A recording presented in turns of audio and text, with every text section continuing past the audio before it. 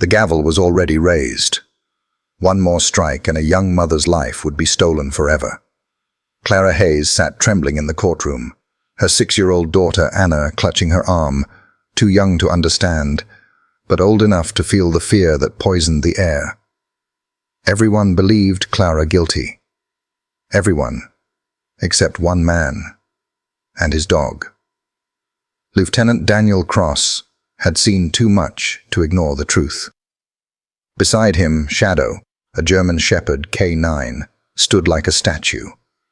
His amber eyes were fixed on the judge, his body tense, as if he knew something no human could sense. And then, in a moment that would silence the entire courtroom, Shadow moved. What he carried between his jaws would change everything. The air inside the courthouse was thick, a silence so heavy it seemed to press against the walls, against the very bones of those seated within. Even the ceiling fans turned slowly, as if reluctant to stir the tension. The wooden benches creaked under the weight of townspeople who had gathered, faces tight, voices muted. Everyone knew they were witnessing something final, something that could not be undone. At the center of it all sat Clara Hayes. Her frame, once graceful, had withered under months of captivity and accusations. She looked older than her 32 years, her skin pale and drawn, her eyes hollow from sleepless nights. A simple dress hung loose against her body, its fabric clutched tightly by Anna, her 6-year-old daughter. The little girl's knuckles were white as she clung to her mother's side, unaware of the full gravity of the proceedings, but sensing enough to be afraid. Anna's brown curls framed her face, her wide eyes darting between strangers in black suits and stern uniforms. She didn't understand words like execution or guilty beyond reasonable doubt, but she understood when people looked at her mother with suspicion. She understood the coldness in their stares. And she understood fear, though she had no words to name the knot twisting inside her stomach. A gavel cracked once, sharp and final, echoing like thunder in the high chamber. It made Anna flinch and cling harder to Clara's dress.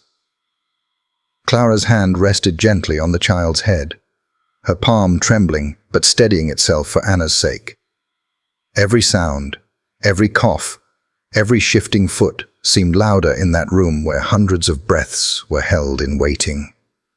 The judge presiding over the case sat towering at his bench, his expression unreadable, his fingers poised above the gavel, as if they alone carried the weight of life and death. His robes fell heavy across his shoulders. Behind his glasses, his eyes scanned the room not with empathy, but with the clinical detachment of a man bound to duty, or perhaps bound to something darker. Clara closed her eyes for a moment. In the darkness behind her lids, she saw the life she had once known. Mornings in a small, sunlit kitchen, Anna laughing as she fed crumbs of toast to the family dog they no longer had. Evenings filled with lullabies, whispered prayers, and the comforting scent of vanilla candles. That life felt like it belonged to someone else.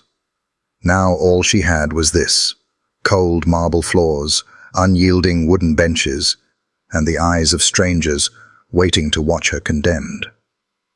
When she opened her eyes again, Clara felt the weight of those stares. Some people looked at her with pity, others with certainty, as though her guilt had already been carved into stone.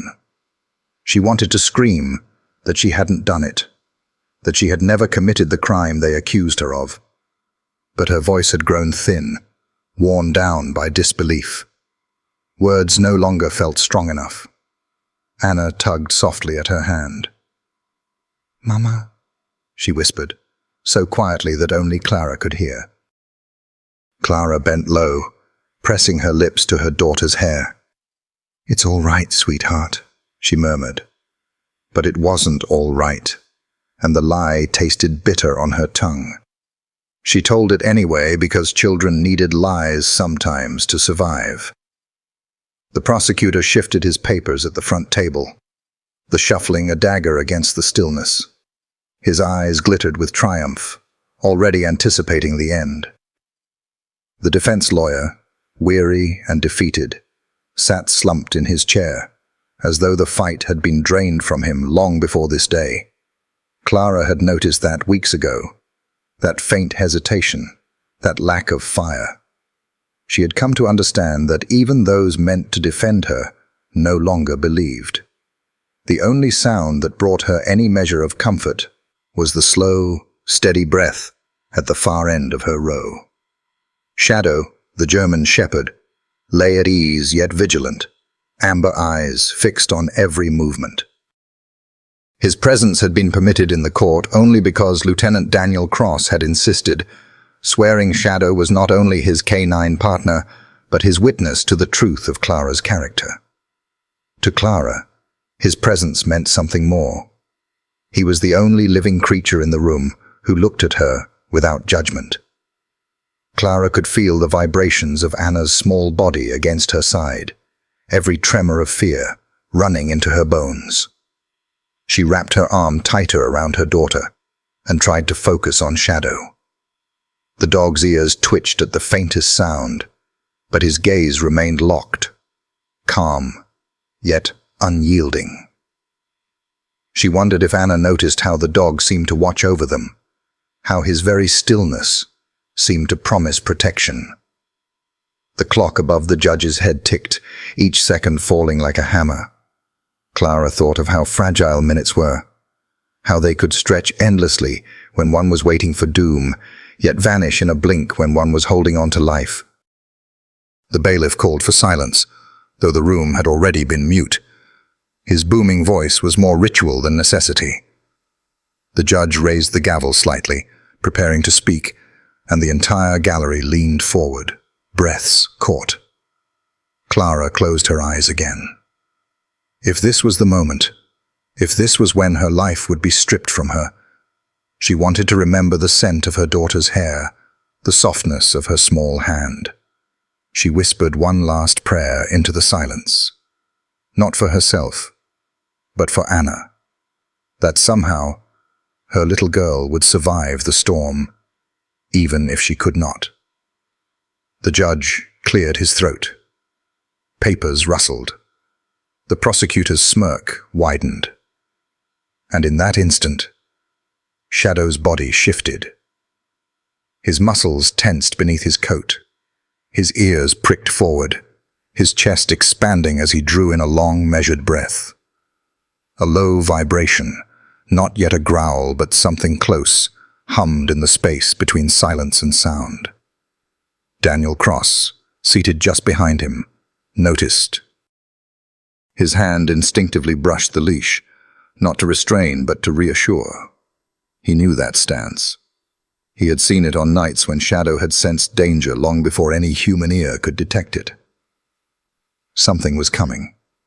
But for Clara, none of that registered yet.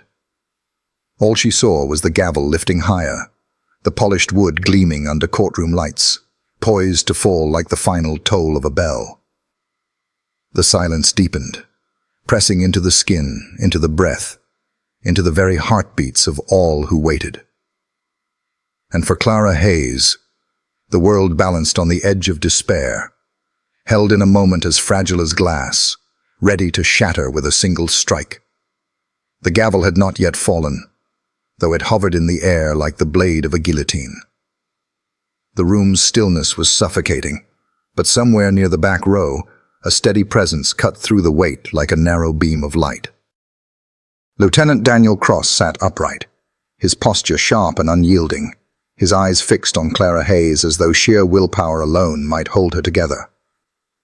Daniel had not been a man easily swayed by sentiment. Years of wearing the badge had carved steel into his backbone, had made him wary of words like innocence and truth. He had seen too many guilty men weep convincingly, too many liars speak with the calm of saints. But something about Clara's case had unsettled him from the very beginning. Perhaps it was the hollow look in her eyes when he first met her, the kind of look he had seen in battered women and in soldiers returning from wars they had never wanted to fight. Perhaps it was the quiet way she held her daughter's hand during interrogation, not protesting, not pleading, but simply existing, broken, yet unwilling to let her child feel the full weight of her despair. Whatever it was, Daniel had known from that moment that something didn't fit. And when his gut told him something didn't fit, he listened. Beside him lay Shadow, the German shepherd, who had been more than just a partner in the force. He had been Daniel's compass, his anchor. The dog's dark coat gleamed under the courtroom lights, muscles coiled like springs even in his stillness. His eyes never wavered from Clara and Anna, as though he too had chosen his side. The gallery may not have noticed, but Daniel did. He had learned long ago to read the smallest flickers of Shadow's body, an ear twitch, a shift in breath, the subtle lowering of his head. It wasn't just training, it was instinct, the raw language of survival shared between a man and the dog who had saved him more times than he could count. His mind wandered briefly, unbidden, to one of those nights. It had been 2 winters ago, on a highway outside town. A car wreck, overturned and burning, gasoline slicking the snow like oil on water. A boy no older than Anna had been trapped inside, screaming, the fire eating closer. Daniel had tried to reach him, but the heat had forced him back. And then Shadow had lunged forward, ignoring Daniel's command to wait, breaking every protocol drilled into them. The shepherd had smashed through the broken window, teeth gripping the boy's coat, dragging him out just seconds before the car exploded in a thunderclap of flame. Daniel had thought his heart would stop that night, but when he held the boy in his arms alive, coughing, saved, he realized that Shadow didn't just obey commands. He chose. He sensed where truth lay, where life was worth risking for. And now, in this courtroom, with Clara's life balanced on a whisper, Daniel trusted that same instinct. Shadow had chosen her. Daniel leaned forward slightly, his hands folded on his knees, his badge glinting faintly on his chest. He could feel the eyes of others on him, the weight of unspoken judgment. Many in the department had mocked him for backing Clara Hayes. She's a lost cause, they said. Don't sink your career for her. But Daniel wasn't built to chase reputation. He chased justice, even when it hid beneath layers of lies. Clara shifted in her seat, her hand brushing against Anna's curls. For the briefest moment, her tired eyes met Daniel's. And in that fleeting glance, there was something unspoken. A plea, yes, but also a flicker of gratitude. She knew he was the only one who hadn't abandoned her. The prosecutor rose, striding across the floor with papers in hand, confidence radiating from every step. His words blurred in Daniel's ears. They spoke of guilt, of evidence stacked neatly, of a woman whose life was now measured in minutes. The gallery murmured in agreement. But Daniel's focus was elsewhere, on the rhythm of Shadow's breathing, on the faint tremor of Clara's shoulders as Anna leaned against her, on the storm quietly building beneath the surface. Another memory clawed its way into his thoughts. It had been during a hostage standoff at a rural bank. A desperate man, trembling with a shotgun, had 3 civilians cornered inside. Negotiations had faltered. The man's hands shook so badly, Daniel feared he'd fire by accident. Shadow had been waiting by the door, every muscle locked. At Daniel's signal, the shepherd slipped through a side entrance, silent as Shadow itself. Seconds later, the gunman was on the floor, his weapon skittering away, Shadow's jaws locked firmly around his wrist. No shots fired, no blood spilled, except for a shallow wound that healed quickly. Lives saved, not by bullets, but by the instinct of a dog who knew when to act. These weren't stories Daniel told around the precinct. They weren't trophies. They were reminders. Reminders that sometimes the line between life and death was held by trust, by loyalty, by listening when no one else did. And as the judge cleared his throat, preparing once more to raise that gavel, Daniel's chest tightened. He glanced down at Shadow, who was no longer at ease. The shepherd's head was raised, ears forward, eyes fixed with a focus that Daniel had come to know all too well. It was the same look Shadow had given before charging into fire, before disarming a gunman, before saving lives no one else thought could be saved. Clara might not have had the strength left to believe in herself, but Daniel and Shadow carried it for her. Their presence, silent yet unshakable, was the only light piercing the oppressive weight of that room. Daniel shifted in his seat, the leather of his holster brushing softly as he leaned closer to the aisle. He didn't know exactly what Shadow sensed yet, but he knew one thing with absolute certainty. This wasn't over. Not by a long shot. And though the whole town might have condemned Clara Hayes already, Daniel Cross would stand. He and Shadow had walked through fire before. They would do it again. The gavel lifted higher. The silence deepened. Shadow's muscles tightened, and Daniel's heart began to race. Something was coming. The courtroom was a coffin of silence, the kind that swallows even the faintest whisper. Dust motes drifted in the shafts of light from high windows, slow as falling ash. All eyes pressed forward to the bench, where the judge's hand hovered above the gavel. Each second dragged, stretching taut like wire, ready to snap. But in that suffocating stillness, Shadow moved. At first it was only the subtle lift of his head, ears flicking towards something beyond human reach. Then his body stiffened, muscles rippling under his black and tan coat. His amber eyes narrowed, scanning the space not as a dog at rest, but as a sentinel sensing a shift in the wind.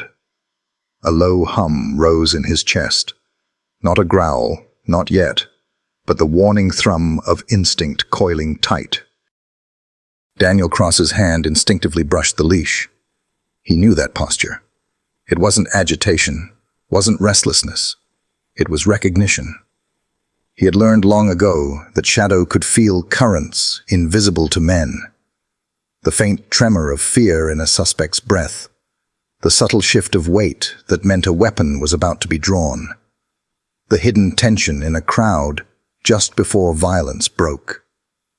And now, in this room, Shadow felt something stirring. Something none of the others yet understood. Clara Hayes caught the change too, though she didn't know its meaning. Her tired eyes flicked down to the shepherd, who stood like a statue of vigilance. Anna, still pressed against her mother's side, noticed as well. "Mama," she whispered, "he's looking at the judge." Clara hushed her gently, but her heart lurched. The prosecutor, oblivious, continued his litany of guilt, words like daggers tossed into the stillness. Overwhelming evidence, malicious intent.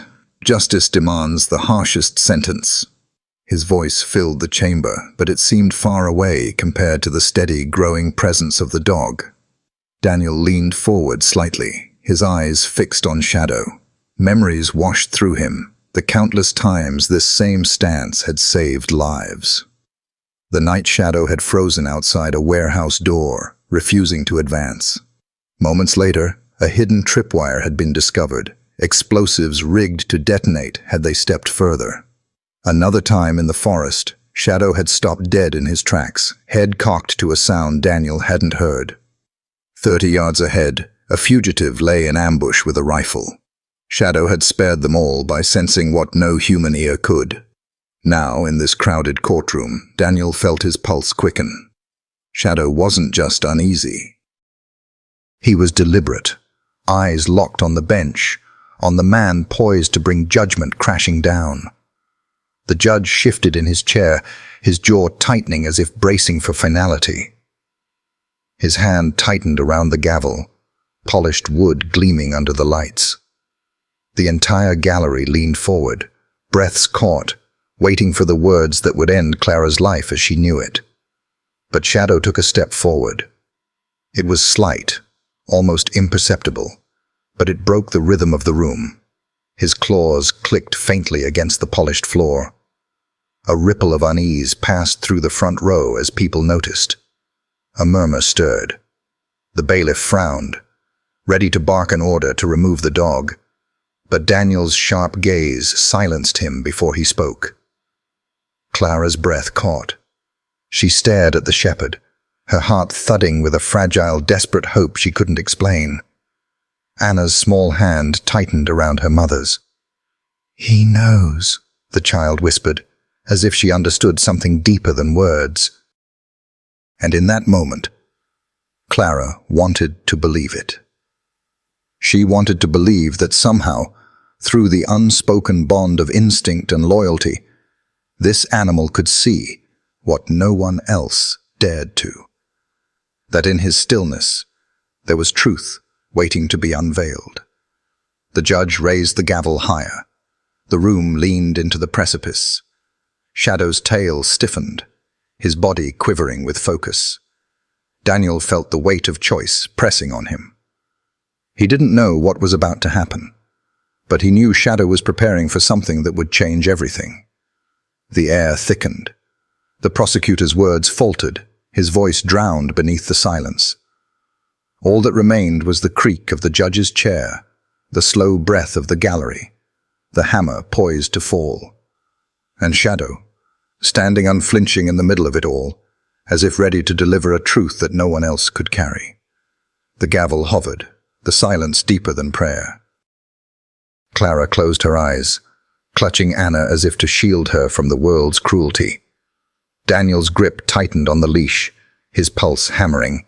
Then, the judge exhaled slowly and began to lower the gavel.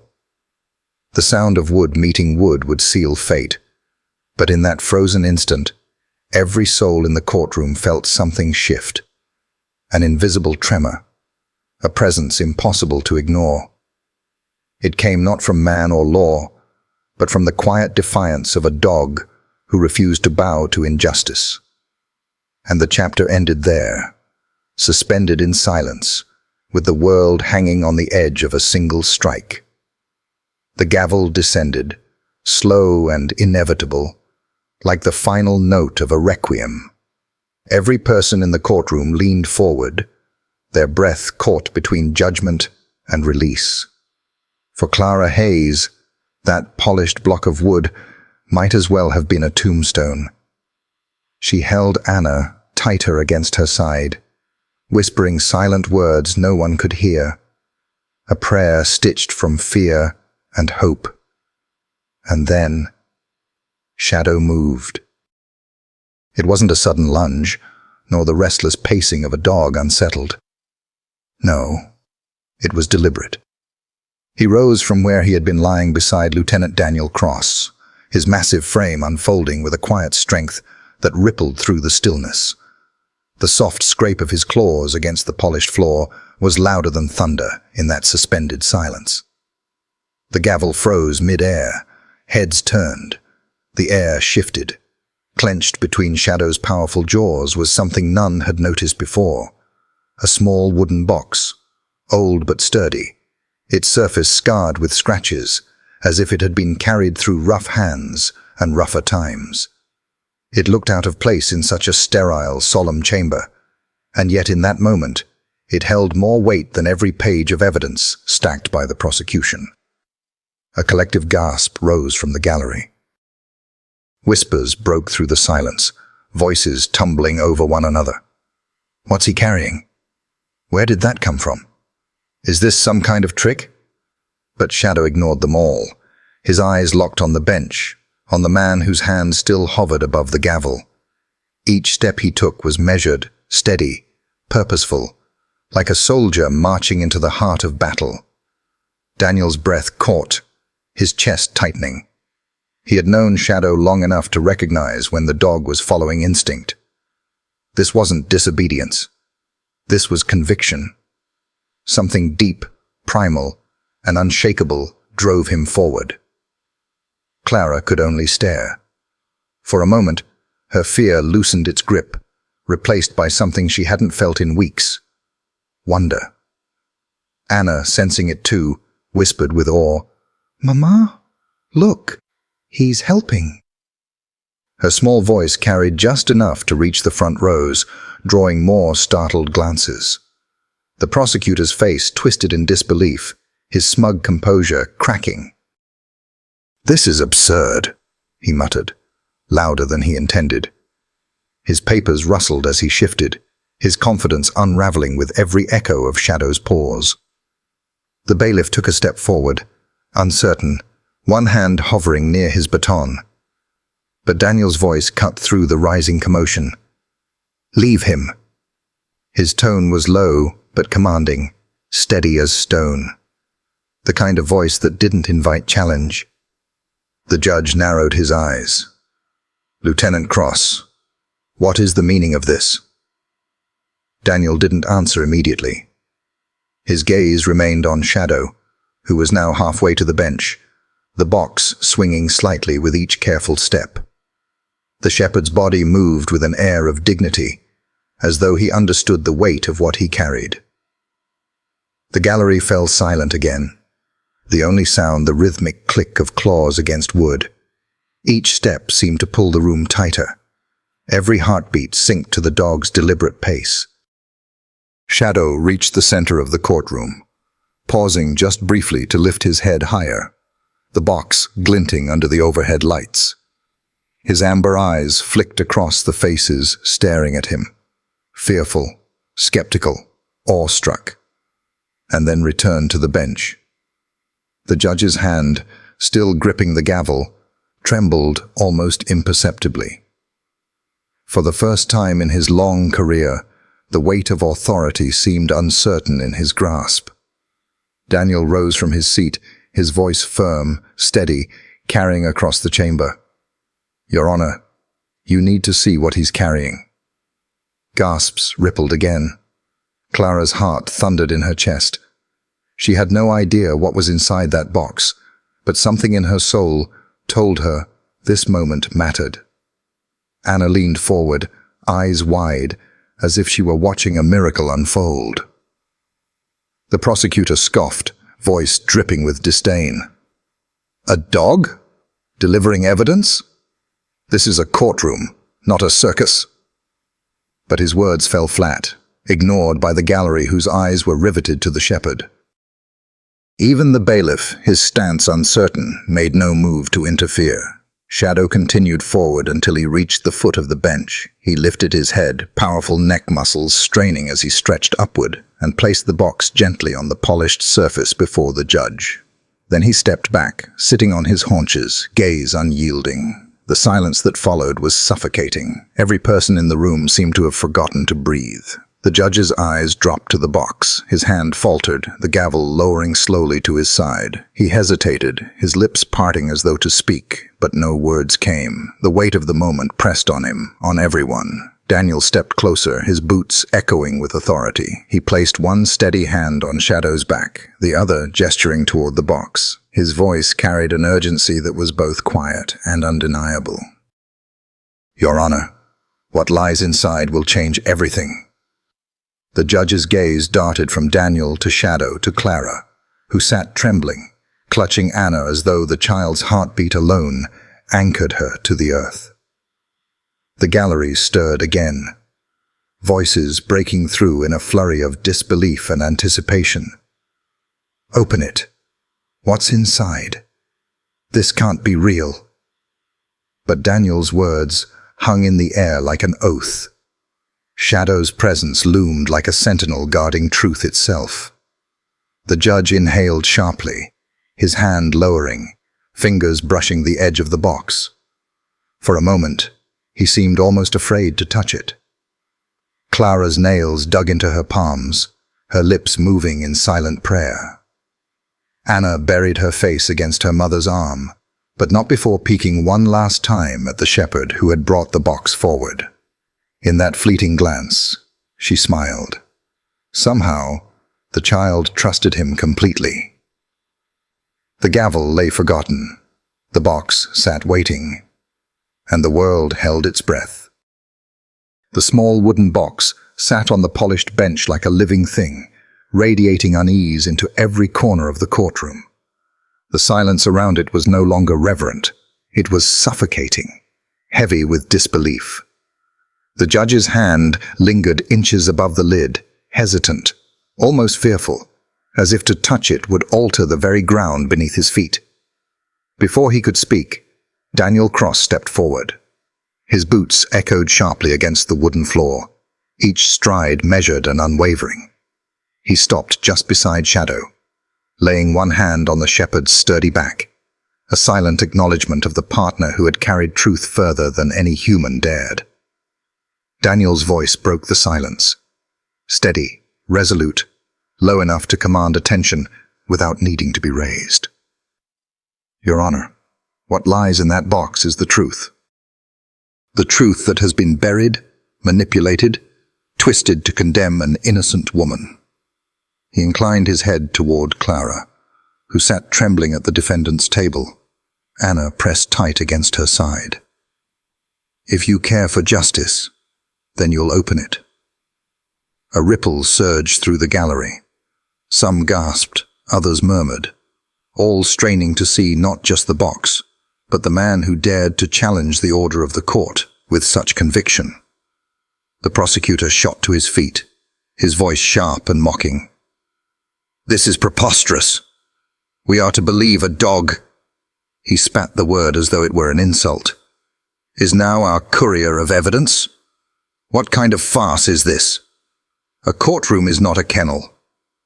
Laughter bubbled nervously from a few in the crowd, but it died quickly under Daniel's unflinching stare. His eyes, hard as steel, cut to the prosecutor. You can mock all you want, but this dog has saved lives when men like you hid behind paperwork. He has sniffed out explosives before they killed children. He has tracked lost souls in the cold woods and pulled them back from death. And now he has brought us the only thing that matters. Proof. The word hung like thunder, reverberating through the chamber. The prosecutor's face reddened. He turned to the judge, pointing a trembling finger at Daniel. Your Honor, this is outrageous. Evidence must be catalogued, vetted, introduced properly, not paraded before us like some stunt. The judge, his hand still hovering uncertainly above the box, adjusted his glasses. His gaze flickered between Daniel, the prosecutor, and Shadow, who sat perfectly still, amber eyes fixed on the bench, as though daring anyone to dismiss him. This court, the judge said, his voice deep and deliberate, is built upon procedure, Lieutenant Cross. You know this as well as anyone. How can we be certain this box is not some contrivance? Some fabrication meant to derail the process? Daniel didn't flinch. He took one step closer, his hand pressing more firmly against Shadow's fur. Because I trust him. I trust him more than I trust half the men who swore oaths to uphold the law. He doesn't lie. He doesn't bend truth for politics or profit. He has no motive but loyalty. If Shadow has carried this forward, it is because he knows what's inside matters. The room pulsed with tension. Every eye turned to Shadow as though expecting him to speak. But he needed no words. His stillness was its own testimony. Clara's lips parted, a faint sound escaping her. Half sob, half prayer. Anna clutched her mother's sleeve, whispering, Mama, the dog is saving you. The prosecutor scoffed loudly, trying to mask the tremor in his voice. You cannot seriously consider this, Your Honor. It is absurd. We cannot build justice on the instincts of an animal. Daniel's gaze cut back to him, sharp as a blade. And yet that's more honest than the evidence you've paraded here. Manufactured, manipulated, designed to destroy an innocent woman. Tell me, Counselor, what do you fear is in that box? If you were so certain of your case, you'd welcome it being opened. The challenge landed like a blow. A murmur rose in the gallery, people nodding, shifting uneasily. The prosecutor's jaw clenched, but his silence spoke louder than any protest. The judge's hand trembled slightly against the bench. For the first time, cracks appeared in his facade of authority. He looked down at the box, then at Daniel. "You put me in an impossible position, Lieutenant. If I open this, and it is irrelevant, you've turned this proceeding into a mockery." Daniel's reply was swift, uncompromising. "And if you don't open it, you condemn a woman to death, knowing there might be truth within reach." He let the words settle, his voice dropping to a near whisper, the kind that made people lean in closer. "I will not stand by while you let a child lose her mother because of fear of ridicule. Justice isn't about appearances. It's about truth." The judge's gaze met Daniel's, and for a heartbeat, neither man moved. One wielded authority, the other conviction.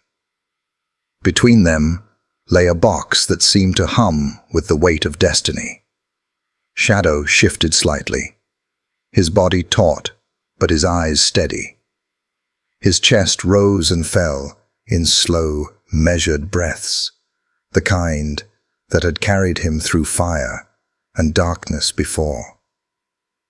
Daniel rested his hand against the dog's shoulder, grounding himself in that quiet strength. The gallery buzzed again, half in disbelief, half in restless anticipation. Even those who had once condemned Clara now leaned forward, curiosity gnawing at their certainty. The prosecutor tried once more, his voice desperate now. "Your Honor, if you allow this, you set a dangerous precedent. Dogs carrying evidence? What's next?" "Shall we let them sit the jury?" Daniel didn't even look at him. His eyes never left the bench. His voice was softer this time, but it carried like a stone dropped into still water. Sometimes the purest truth comes from the ones who cannot speak. You can ridicule, you can deny, but you cannot stop what's already been set in motion. The words hung in the air, vibrating through the chamber. The judge inhaled deeply, his hand trembling as it lowered closer to the box. His lips pressed thin, his eyes clouded with doubt and something else. Fear, perhaps, or the weight of knowing his next action could unravel everything. Clara squeezed Anna tighter, whispering into her hair. Daniel straightened, shadow pressed against his side, unyielding. And for the first time in that long, crushing trial, the balance of power shifted, not through arguments or papers, but through the defiance of one man and the silent certainty of his dog. The box sat on the bench like a loaded weapon, small in size but heavy with the weight of lives. The judge's hand hovered above it, his fingers trembling as if they could already feel the pulse of what was hidden inside. The gallery leaned forward in one great breathless motion, a sea of faces straining to see whether justice would be delivered or destroyed. At last, the judge exhaled. The sound was faint, but it carried, like a gust of wind before a storm. His fingers curled over the lid, and with a reluctant push, he lifted it. The hinges creaked, an ordinary sound. Yet in the silence of that chamber, it was thunder. Inside lay a stack of documents, bound together but worn from use, as if they had passed through many hidden hands. Photographs rested on top, their glossy edges catching the courtroom lights. The judge froze, his eyes narrowing as he scanned the first page. His lips parted, but no words came. His jaw slackened, the gavel slipping slightly in his other hand. Gasps rippled through the room. People shifted, whispering fiercely, unable to restrain themselves. Daniel Cross stood tall, his eyes fixed on the bench. Shadow pressed against his side, ears forward, body tense but calm, as though he knew the moment of truth had come. The judge's eyes darted back and forth across the documents. Photographs showed faces, meetings, bank ledgers, signatures. Evidence threaded together with meticulous detail, evidence pointing to a hand behind the curtain. He flipped to another sheet, his breath catching audibly. The name written there was unmistakable, stamped across receipts and legal filings like a brand. Judge Grayson Hale, the very man who now sat presiding over Clara Hayes's fate. The gallery erupted in an uproar, voices rising like a wave crashing against rock. "Impossible!" someone shouted. "That can't be true." Another voice rang out. "It's him!" "My God, it's him." Clara's hands flew to her mouth, tears welling as she clutched Anna against her chest. The child, wide-eyed and confused, could only whisper, "Mama, what's happening?" The prosecutor staggered backward, color draining from his face. This is fabricated," he sputtered, though his voice shook with panic. This is nothing more than—" His words dissolved under the roar of disbelief spreading through the chamber. The judge tried to speak, but the weight of his own name in ink, in photographs, in evidence undeniable, silenced him. His hand shook as he turned another page, each sheet more damning than the last. Payouts, false testimony, the framing of Clara Hayes, orchestrated with precision. The threads all led back to him. Daniel stepped forward, his voice cutting through the chaos with the sharpness of steel. "There it is, the truth. Clara Hayes was framed to cover the sins of the man sitting on that bench." His words rang across the chamber, steady, unyielding. All eyes turned to the judge, the mighty figure now reduced to a trembling shell of authority. His mask of dignity cracked, his lips quivering as though searching for an excuse, a denial, any refuge from the tidal wave of truth closing in. Shadow let out a low growl, the sound vibrating through the silence that briefly followed Daniel's words. It wasn't threatening, it was knowing. A sound that seemed to say, "The hunt is over." The gallery broke again, voices rising, a storm of shock and fury. Some shouted for Hale's arrest, others cursed his name. Reporters scribbled furiously, pens scratching like daggers across paper. The air vibrated with disbelief and vindication. Clara clung to Anna, sobs shaking her fragile frame. Her tears soaked the child's hair as she whispered over and over, "It's not me, baby. It was never me. They know now." They know. Anna, too young to grasp the full scope of corruption and betrayal, only pressed closer, sensing her mother's relief through the tremors of her body. She looked once more at Shadow, her lips parting in a tiny, reverent whisper. "Thank you." The prosecutor made one last, desperate attempt, slamming his hand on the table. "This evidence is inadmissible. It's unverified. But his voice cracked as Daniel turned his gaze on him, eyes like burning coals. "You knew, didn't you?" Daniel's voice was calm, but beneath it burned a fury kept carefully leashed. "You've been his shield this whole time. You pushed for her execution to keep the truth buried. You let a child watch her mother die for your ambition." The prosecutor stumbled, sweat beading on his forehead. His mouth opened and closed like a man drowning. The judge finally found his voice, though it quavered under the weight of his disgrace. This cannot stand." This court," Daniel interrupted, his voice steady. "Just witness the truth." He placed a firm hand on Shadow's back, as if anchoring the weight of his words. "You can deny it. but you cannot erase what has been revealed. Clara Hayes is innocent, and the rot in this system begins with you." The gallery surged, people rising to their feet, some shouting, others demanding justice. The courtroom doors banged open as officers rushed in, drawn by the uproar. The judge stood, but his legs trembled. He tried to gather his robes around him, but they felt heavy, like chains instead of authority. The mask of power he had worn for years slipped completely, and for the first time, he looked small. Daniel didn't move. Shadow didn't move. Together, they stood like immovable pillars against the tide of chaos, their presence alone enough to anchor Clara in the storm. Tears streamed down Clara's cheeks as she pressed Anna close. Relief flooded her like sunlight after endless nights of shadow. Her whispered words shook with gratitude, disbelief, and awe. It's over. It's really over. But deep inside Daniel's chest, a warning still stirred. He knew men like Hale didn't build empires of corruption alone. The truth had been revealed, but the battle for justice was only beginning.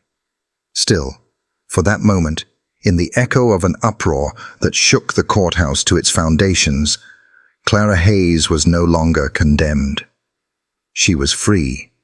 The courtroom had never known such chaos. Shouts collided with whispers, disbelief mingled with anger, and through it all, the stack of papers on the judge's bench lay like an open wound, bleeding truth across the floor. The name written in black ink, the photographs, the signatures. They had stripped away the mask of Judge Grayson Hale and revealed the rot beneath his robe. And yet, amidst the uproar, there was a single fragile silence at the defense table. Clara Hayes sat frozen, her body trembling as though the ground beneath her had shifted. For so long she had lived inside the cage of accusation, hearing over and over that her guilt was beyond doubt. She had almost begun to believe it herself. Now the words echoing through the chamber felt unreal, evidence of corruption, manipulation, fabricated charges. The judge, his face pale, his authority fractured, struggled to steady his voice. He looked down at the evidence again, and the gavel in his hand shook. "This court," he began, each syllable strained, "finds sufficient grounds to overturn the verdict against Clara Hayes. The charges are dismissed. She is hereby declared innocent of all accusations." The words struck Clara like a blow, but not of pain, of release. Her breath left her body in a rush, as though she had been holding it for months, waiting for this impossible moment. Tears welled, spilling down her cheeks in hot rivers. Anna blinked up at her mother, confusion softening into recognition. "Mama?" she whispered. And then Clara collapsed, pulling her daughter into her arms, clutching her so tightly the child squealed. Her tears soaked into Anna's hair as she whispered again and again, "We're free, baby. We're free." The gallery rippled with disbelief. Some people gasped. Others muttered in shame at having condemned her so quickly. A few shouted for Hale to be arrested. The sound was a tide, rising and falling, but Clara heard none of it. In that small circle of embrace, her arms around Anna, Anna's tiny hands gripping her face, there was only silence, only the rhythm of two hearts finally beating in hope instead of fear. Daniel Cross stood nearby, shadow pressed against his leg. He watched Clara and Anna, his stern expression softening, though his eyes never left the shifting crowd. He had seen too many moments of triumph snatched away too quickly.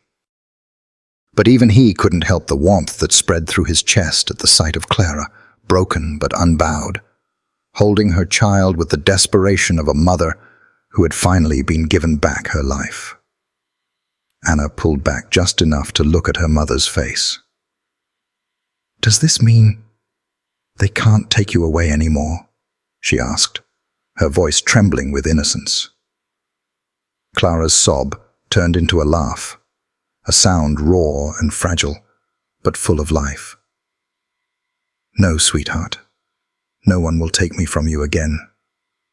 Those words carried across the table, sharp as glass. Even the prosecutor flinched, his head dropping as whispers swarmed around him. He knew the tide had turned, that every eye in the room now looked at him not with respect, but suspicion. Clara lifted her gaze then, past her daughter, past the chaos, to Daniel. Their eyes met. She mouthed the words, "Thank you." It was not just gratitude. It was recognition. That he had been the one to stand when no one else did. That he had given her back her daughter, her life, her name. Daniel gave a small nod, his hand pressing against Shadow's back in silent acknowledgement that the true hero sat at his side. Shadow's ears twitched at the sound of the gallery erupting again. He stayed still, but his eyes scanned the room, watchful, protective, ready. Clara noticed and felt a fresh wave of tears. It wasn't just Daniel. It wasn't just the documents. It was this dog, this silent guardian, who had stepped forward when all hope was gone. She reached one trembling hand across the table, as if to touch him. Shadow didn't move, but his amber eyes softened, and for the first time since the trial began, Clara felt safe. Truly safe. The judge's voice tried to reassert control, but it cracked under the weight of the moment. "Order in the court," he barked, though the tremor in his tone betrayed him.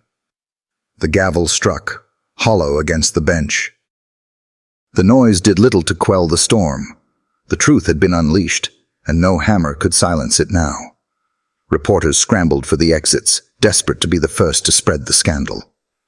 People shouted Hale's name in fury, demanding his resignation, his arrest, his punishment. The man himself sat rigid, his jaw tight, but sweat glistened at his temple. He did not look at Clara. He couldn't. Clara clutched Anna closer once more. Her tears had slowed, but her heart pounded wildly. She whispered, more to herself than to her child, "It's over.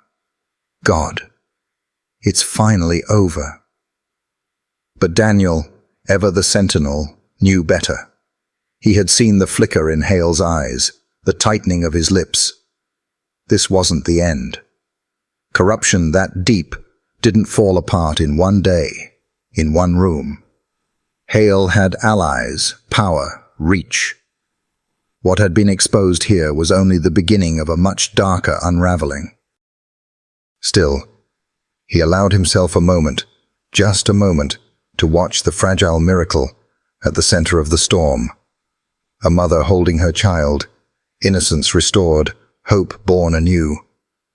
The noise swelled again, the courthouse straining under the weight of voices, but Clara no longer cared.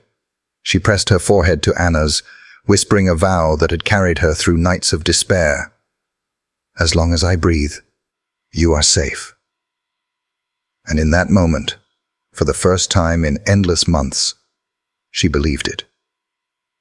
The courtroom thundered with voices, disbelief spilling into every corner. Yet at the center of it all, Judge Grayson Hale sat as still as stone. His robe draped heavily across his shoulders, the symbol of authority that for years had cloaked him in power. But now, stripped by the weight of evidence, that robe looked less like a mantle and more like a shroud. He didn't move at first. He didn't flinch when accusations hissed from the gallery, nor when Clara Hayes sobbed into her daughter's hair. His face remained an iron mask, jaw set, lips pressed tight. To anyone who didn't look closely, he might have seemed unshaken, the figure of composure in the storm. But Daniel Cross saw the truth.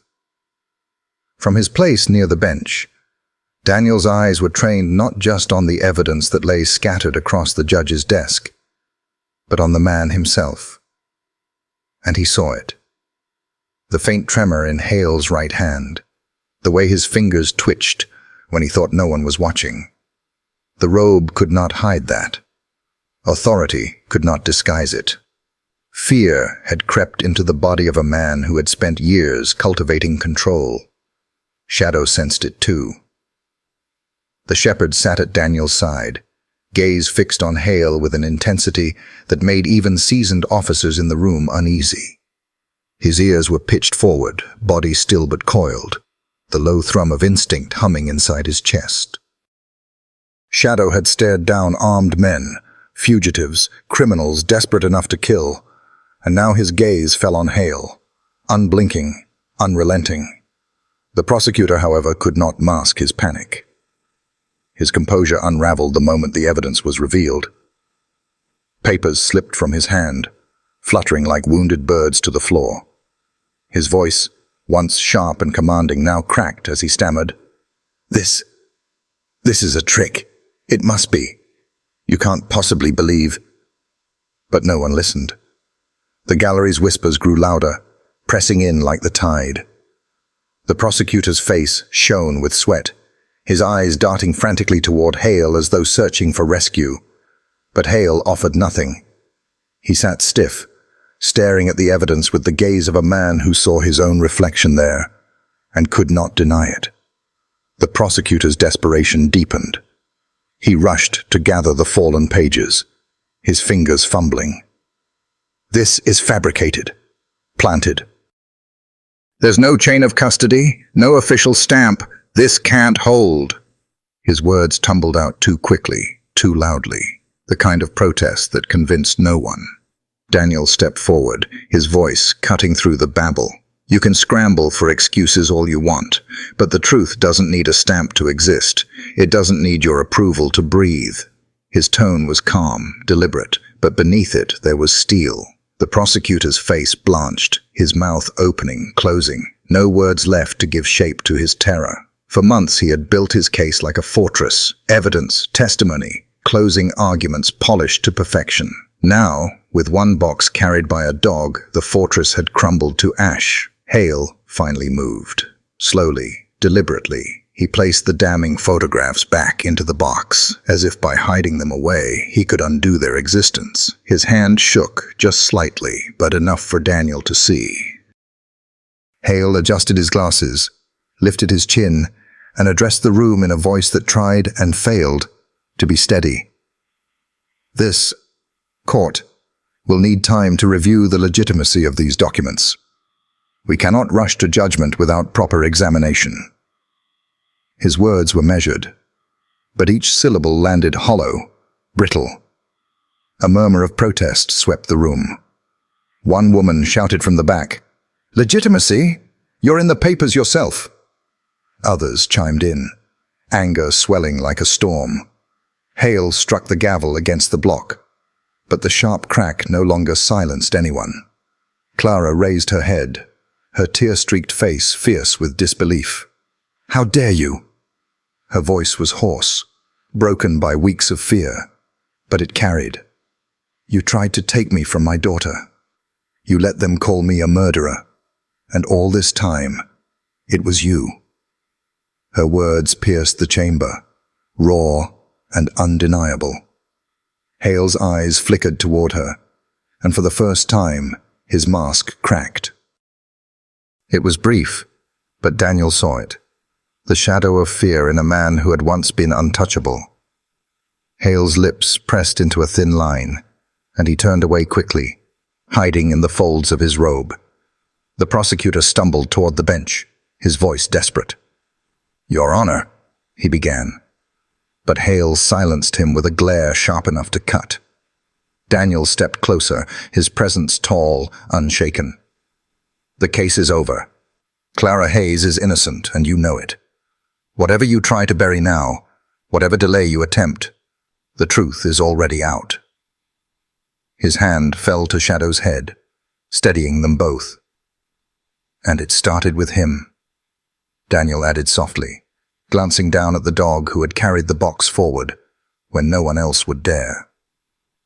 The gallery roared again, the tide too strong to be contained. Hale struck the gavel once more, but the trembling in his hand betrayed him. His face was pale, a sheen of sweat glistening along his brow.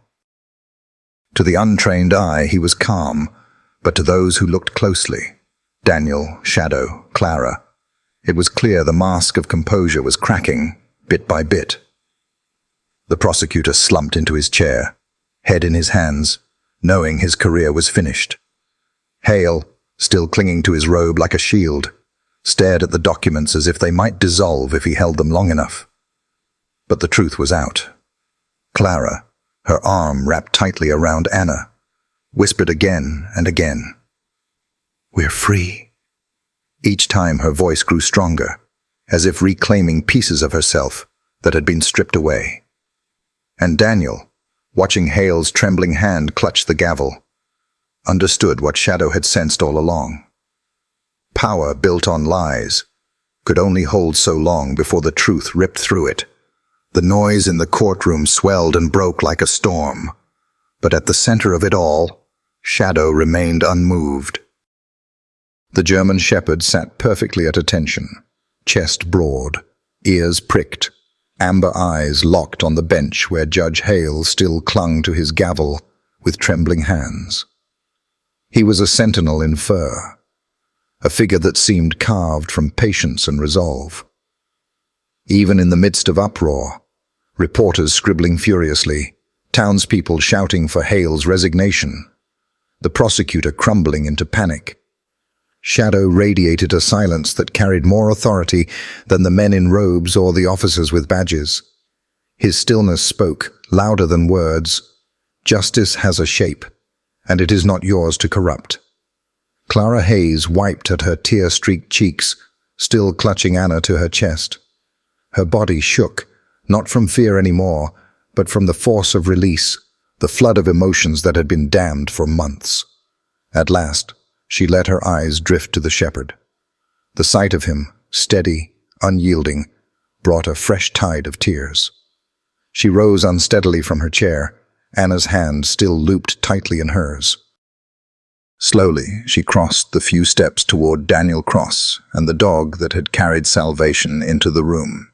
Her voice broke as she whispered, "I don't have words for this." Daniel inclined his head, his hand resting on Shadow's back. "You don't need words, Clara. He did what no one else could." Clara knelt, still clutching Anna, and reached out one trembling hand toward the shepherd. Shadow turned his gaze to her, blinking once, before lowering his head ever so slightly to meet her touch. It was not a gesture of submission. It was acknowledgement, a bond sealed not by commands or contracts, but by truth itself. Anna slipped free of her mother's arm and buried her face against the dog's neck, tiny fingers gripping at his fur. Shadow didn't move, didn't flinch, only allowed her closeness, his breath steady, grounding. For the first time in weeks, the child's shoulders loosened, her body uncoiling from the constant knot of fear. Clara's tears fell freely as she murmured, "Thank you. For saving me, for saving her." Her words were for both Daniel and Shadow, but her hand lingered against the shepherd's coat, as though she knew instinctively where the credit truly belonged. Daniel's eyes softened, though his expression remained guarded.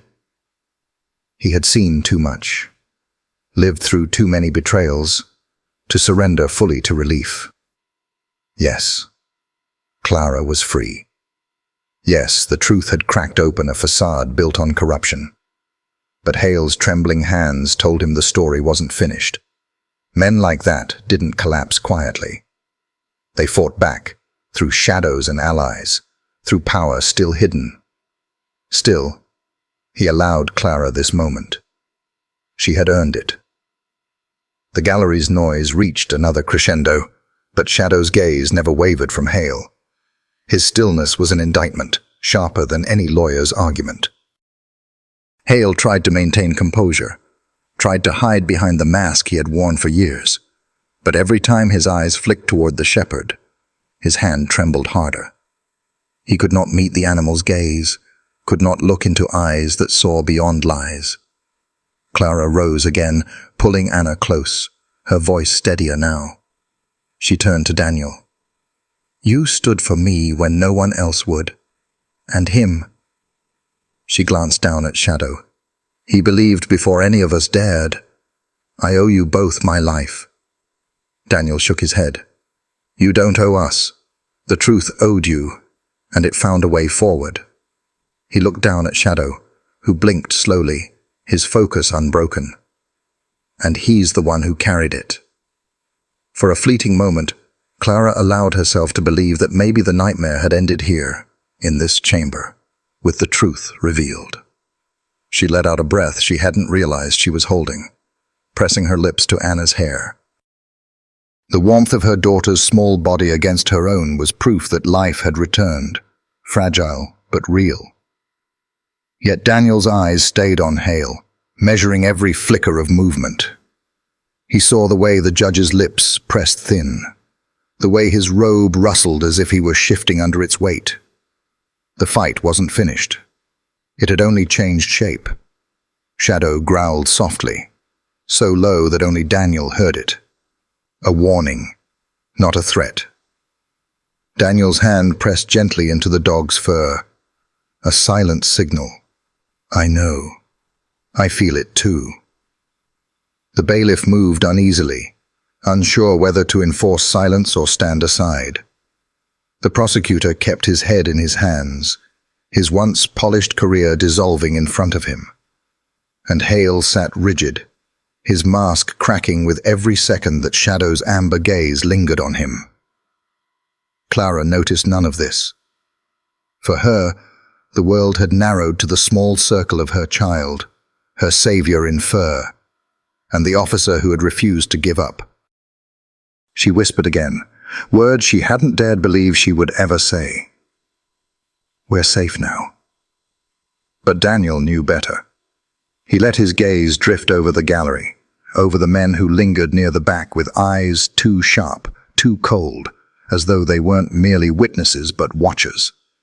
He felt the current beneath the surface, the hum of danger not yet gone. Shadow shifted again, eyes scanning the crowd, posture rigid. His stillness wasn't peace. It was vigilance. He knew what Daniel knew. The truth might be free, but danger always lingered in the wake of corruption exposed. The storm in the courtroom hadn't ended. It had only shifted direction. Daniel bent slightly, his voice low, meant for Shadow alone. "Good boy. You've carried us this far. Stay sharp. We're not done yet." The shepherd blinked once, then returned his gaze to Hale, unyielding. And so, amidst the chaos, amidst Clara's tears and Anna's laughter breaking through them, amidst the roars of disbelief and the whispers of betrayal, the figure that commanded the most respect sat silent at attention. Not a judge, not a prosecutor, not even the lieutenant who had stood against them, all but a dog, unshaken, who embodied what the rest had forgotten. Justice without fear, loyalty without compromise. The heavy wooden doors groaned open, and for the first time in months, Clara Hayes stepped through them not as a prisoner, not as the accused, but as a free woman. The late afternoon sun poured over the courthouse steps like liquid gold. To Clara, it felt almost too bright, too pure, like a world she had been forbidden to touch. Anna's small hand was clutched tightly in hers. The girl blinked against the sunlight, curls catching the glow, her eyes wide as if seeing the sky for the first time.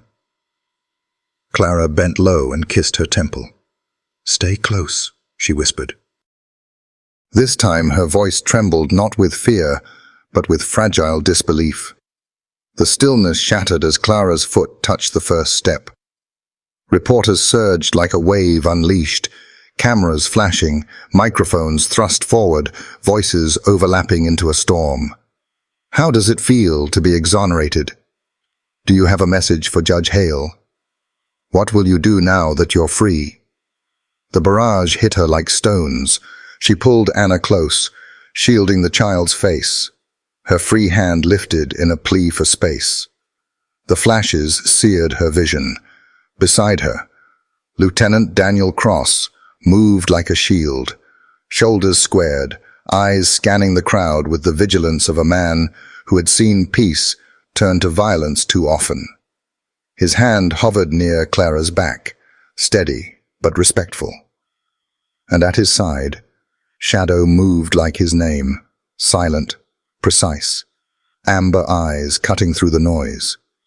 His ears flicked, catching tones others missed. The too loud laugh of a man masking aggression, the scuff of hurried footsteps. Shadow didn't growl, but his body stiffened, alive with readiness.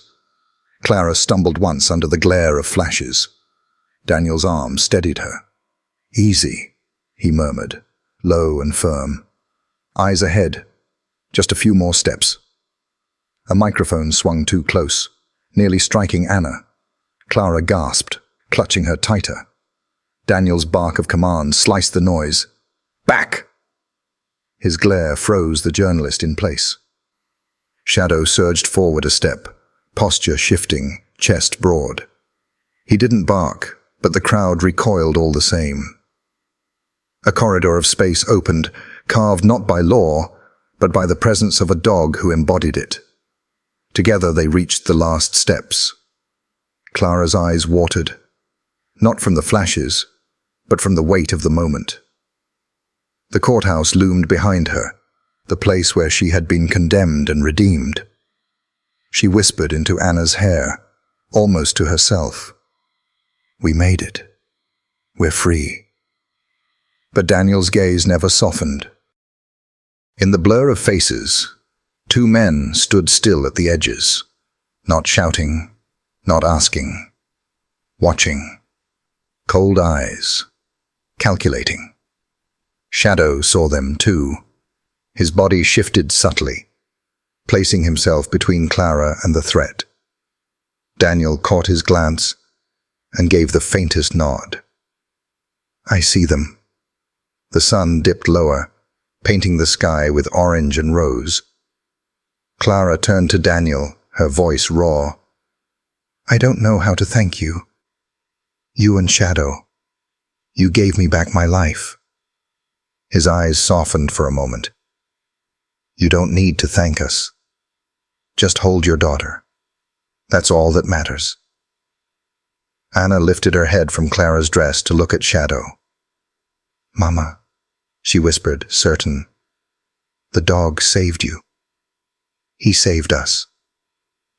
Clara kissed her hair, tears spilling again. Around them, the crowd clamored.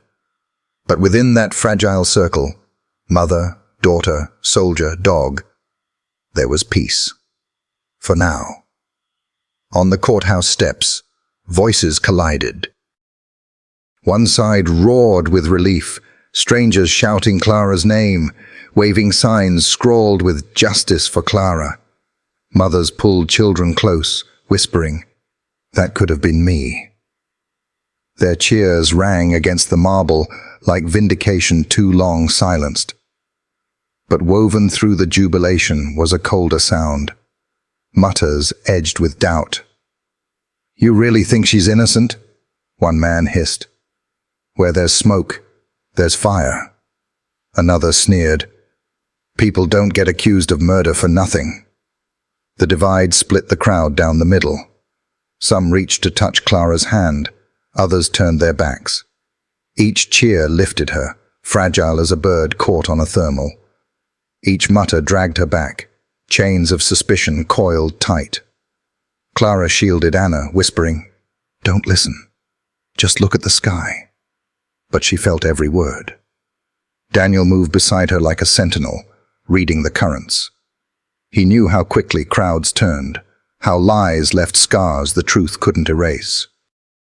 His hand brushed the butt of his holstered weapon, not paranoia, but experience. And Shadow, steady, silent, walked between Clara and the storm. To the cheering, he was a hero. To the doubters, a reminder that something primal, beyond law, had intervened. Above them, The courthouse pillars cast long shadows, and in one of those shadows, a figure slipped quietly from a side door. Judge Grayson Hale. His robe was gone, replaced by a plain suit. His face was pale, jaw tight, every step measured. No camera turned. No reporter called his name. While the world consumed Clara's story, Hale slid into the margins. Daniel saw him, his jaw clenched. "He's leaving," he muttered for Clara's ear alone.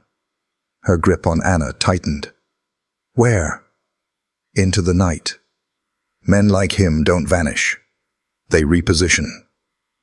The crowd still fractured around them. Cheers, curses, sobs, mutters. But only Daniel, Clara, and the dog, who never forgot a scent, noticed Hale's retreat.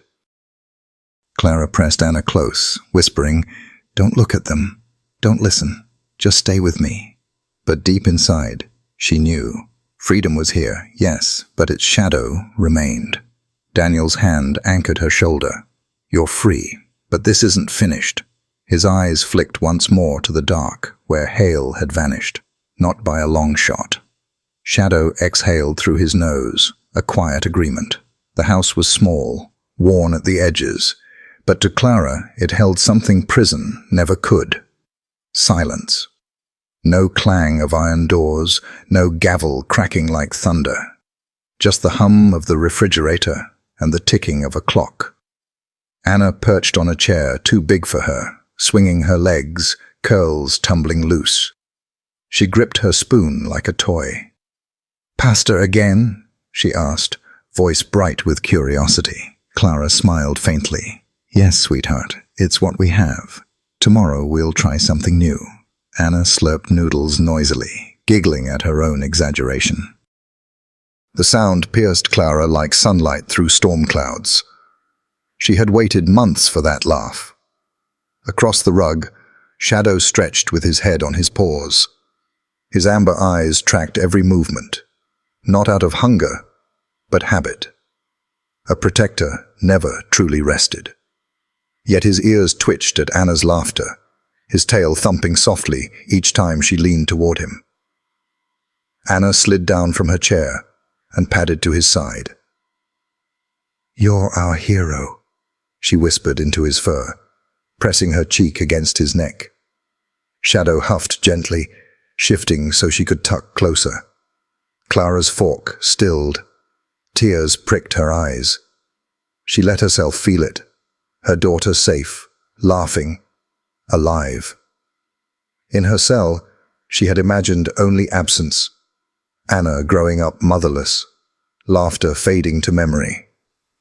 But here, the story was different. And yet, unease lingered. Clara's gaze drifted to the blinds. A prickle climbed her spine. She peeked through a narrow slit. The street outside lay empty, lamplight spilling across cracked pavement. No footsteps, no movement. Still, her pulse quickened. Daniel's voice broke the silence from the doorway. "Everything looks clear. I'll keep watch tonight." Clara turned. "Thank you. I don't think I could do this without you." "You've already done the hardest part," he said softly. "You survived. Now you let yourself breathe." His eyes flicked to Anna, curled against Shadow, humming with contentment. "And she's already halfway there." Clara smiled through trembling lips. Daniel settled by the door, posture alert, his hand brushing Shadow's flank now and then, a reminder they were in this together. The night stretched quietly. Anna yawned, clambered into Clara's lap, and fell asleep to whispered lullabies. Shadow shifted to the mother's feet, his body a shield. And though Clara still felt the phantom weight of eyes on her, the shepherd's steady presence eased the edge of her fear. For the first time in months, she allowed herself to believe, perhaps, just perhaps, they would be okay. The house had gone still. Hours after dinner, Anna slept curled around her stuffed rabbit, her small chest rising and falling in steady rhythm. Clara lingered at the bedside, brushing a curl from her daughter's forehead. "I'm here. I'm not going anywhere," she whispered. Back in the living room, silence pressed close. Daniel sat near the front window, shoulders tense, eyes fixed on the street beyond the blinds. At his feet lay Shadow, head on paws, eyes half closed, but ears twitching at every shift in the wind. Clara had already learned. He was never fully asleep. The clock ticked past midnight. Clara sank toward the couch, exhaustion dragging at her bones. Then Shadow's head lifted sharply. His nostrils flared, ears pricked. A low growl rumbled through the quiet like the first note of a storm. Daniel straightened, hand near his holster. "Someone's here." Clara froze. "Here? Now?" 3 raps struck the door. Not hurried, not frantic, controlled, intentional. Shadow rose at once, body planted between Clara and the door, growl deepening. Daniel raised a hand to steal her. He moved forward, step slow, voice sharp. "Who is it?" A pause, then a low answer. "Mark Jensen. I worked on the files, the ones your dog carried to the bench." Clara's stomach tightened. Daniel's voice stayed cold. "I don't open doors for strangers at midnight." "I know, but you need to hear this," the man replied. "Hale isn't finished. His allies aren't finished. They'll come for her." Clara's breath hitched. "He knows about me." Daniel snapped the porch light on. A man stood at the steps, hands raised, palms open. He looked worn, maybe 50, his jacket rumpled, his eyes lined with guilt or sleeplessness. Daniel cracked the door. Shadow pressed against his leg like a shadow with teeth. "Talk." "I was one of the analysts," Jensen said quickly. "I traced the chain that led to Hale. But tonight I realized he's part of something larger. The people behind him won't let this die. Clara, you're free. But you're also a target." Clara sagged against the wall, trembling. "Even now." Daniel's voice was flint. "Why warn us?" Jensen's expression hardened.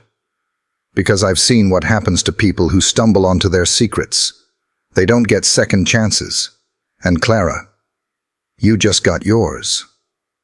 Daniel opened the door another inch, his stance unyielding. "If this is a setup, you won't make it out of the yard." Jensen gave a bitter smile. "I already have a target on me. The difference is, I don't have a 6-year-old to protect." Silence stretched heavy as stone. At last, Daniel nodded once. "Fine. You've said your piece. Leave." But as Jensen backed away into the dark, Daniel's instincts clenched. Something in the man's urgency rang rehearsed. His eyes lingered on Clara too long. "Stay with her," Daniel told Shadow. The shepherd rose, positioning himself at Clara's side. Daniel cracked the door again. "Jensen, we're not finished." The man halted, turned back, and without protest, stepped once more into the porch light. Inside, he lowered himself into the armchair, palms open on his knees. Shadow planted himself between Jensen and the family, growling steady in his chest. Daniel sat forward on the coffee table, eyes hard. "Who sent you? How did you find us?" "I told you. I worked the files," Jensen replied. "I knew Hale would come after her, so I came first." Daniel shook his head. "Men don't knock at midnight out of charity." Jensen's lips pressed tight. "I don't want anything. I've already lost too much." Clara's voice cracked. "Why should we trust you?" For a moment, Jensen's composure faltered. Because I know what it's like to lose a family. Hale's people didn't kill mine. They eroded them. Threats, silence, fear. I kept my head down and watched my wife leave. My son stopped calling. But you, his gaze fixed on Clara. You don't get that choice. They'll come whether you hide or not. Daniel leaned closer, voice low. Then give me proof. Jensen hesitated, then leaned forward. There's a storage unit on 12th Street, under the name Fairmont. Inside, boxes of case files Hale buried, people like you, framed or silenced. Payoffs, sealed transcripts, evidence he was never supposed to keep. Go see for yourself. Daniel filed the lead away, though suspicion still burned. Why not take this to law enforcement? Because I know what happens then. Evidence vanishes, witnesses vanish. I've seen it too often. Shadow barked once, sudden, sharp. Clara jumped, hand to her chest. Daniel steadied him, eyes narrowing at Jensen. He smells something off. I trust him more than you. Jensen spread his hands wider. Then don't trust me. Follow the trail yourself. Just don't ignore it. Hale isn't finished. You know it. I know it. And that dog knows it too. The room held its breath. Finally, Daniel stood, tall and cold.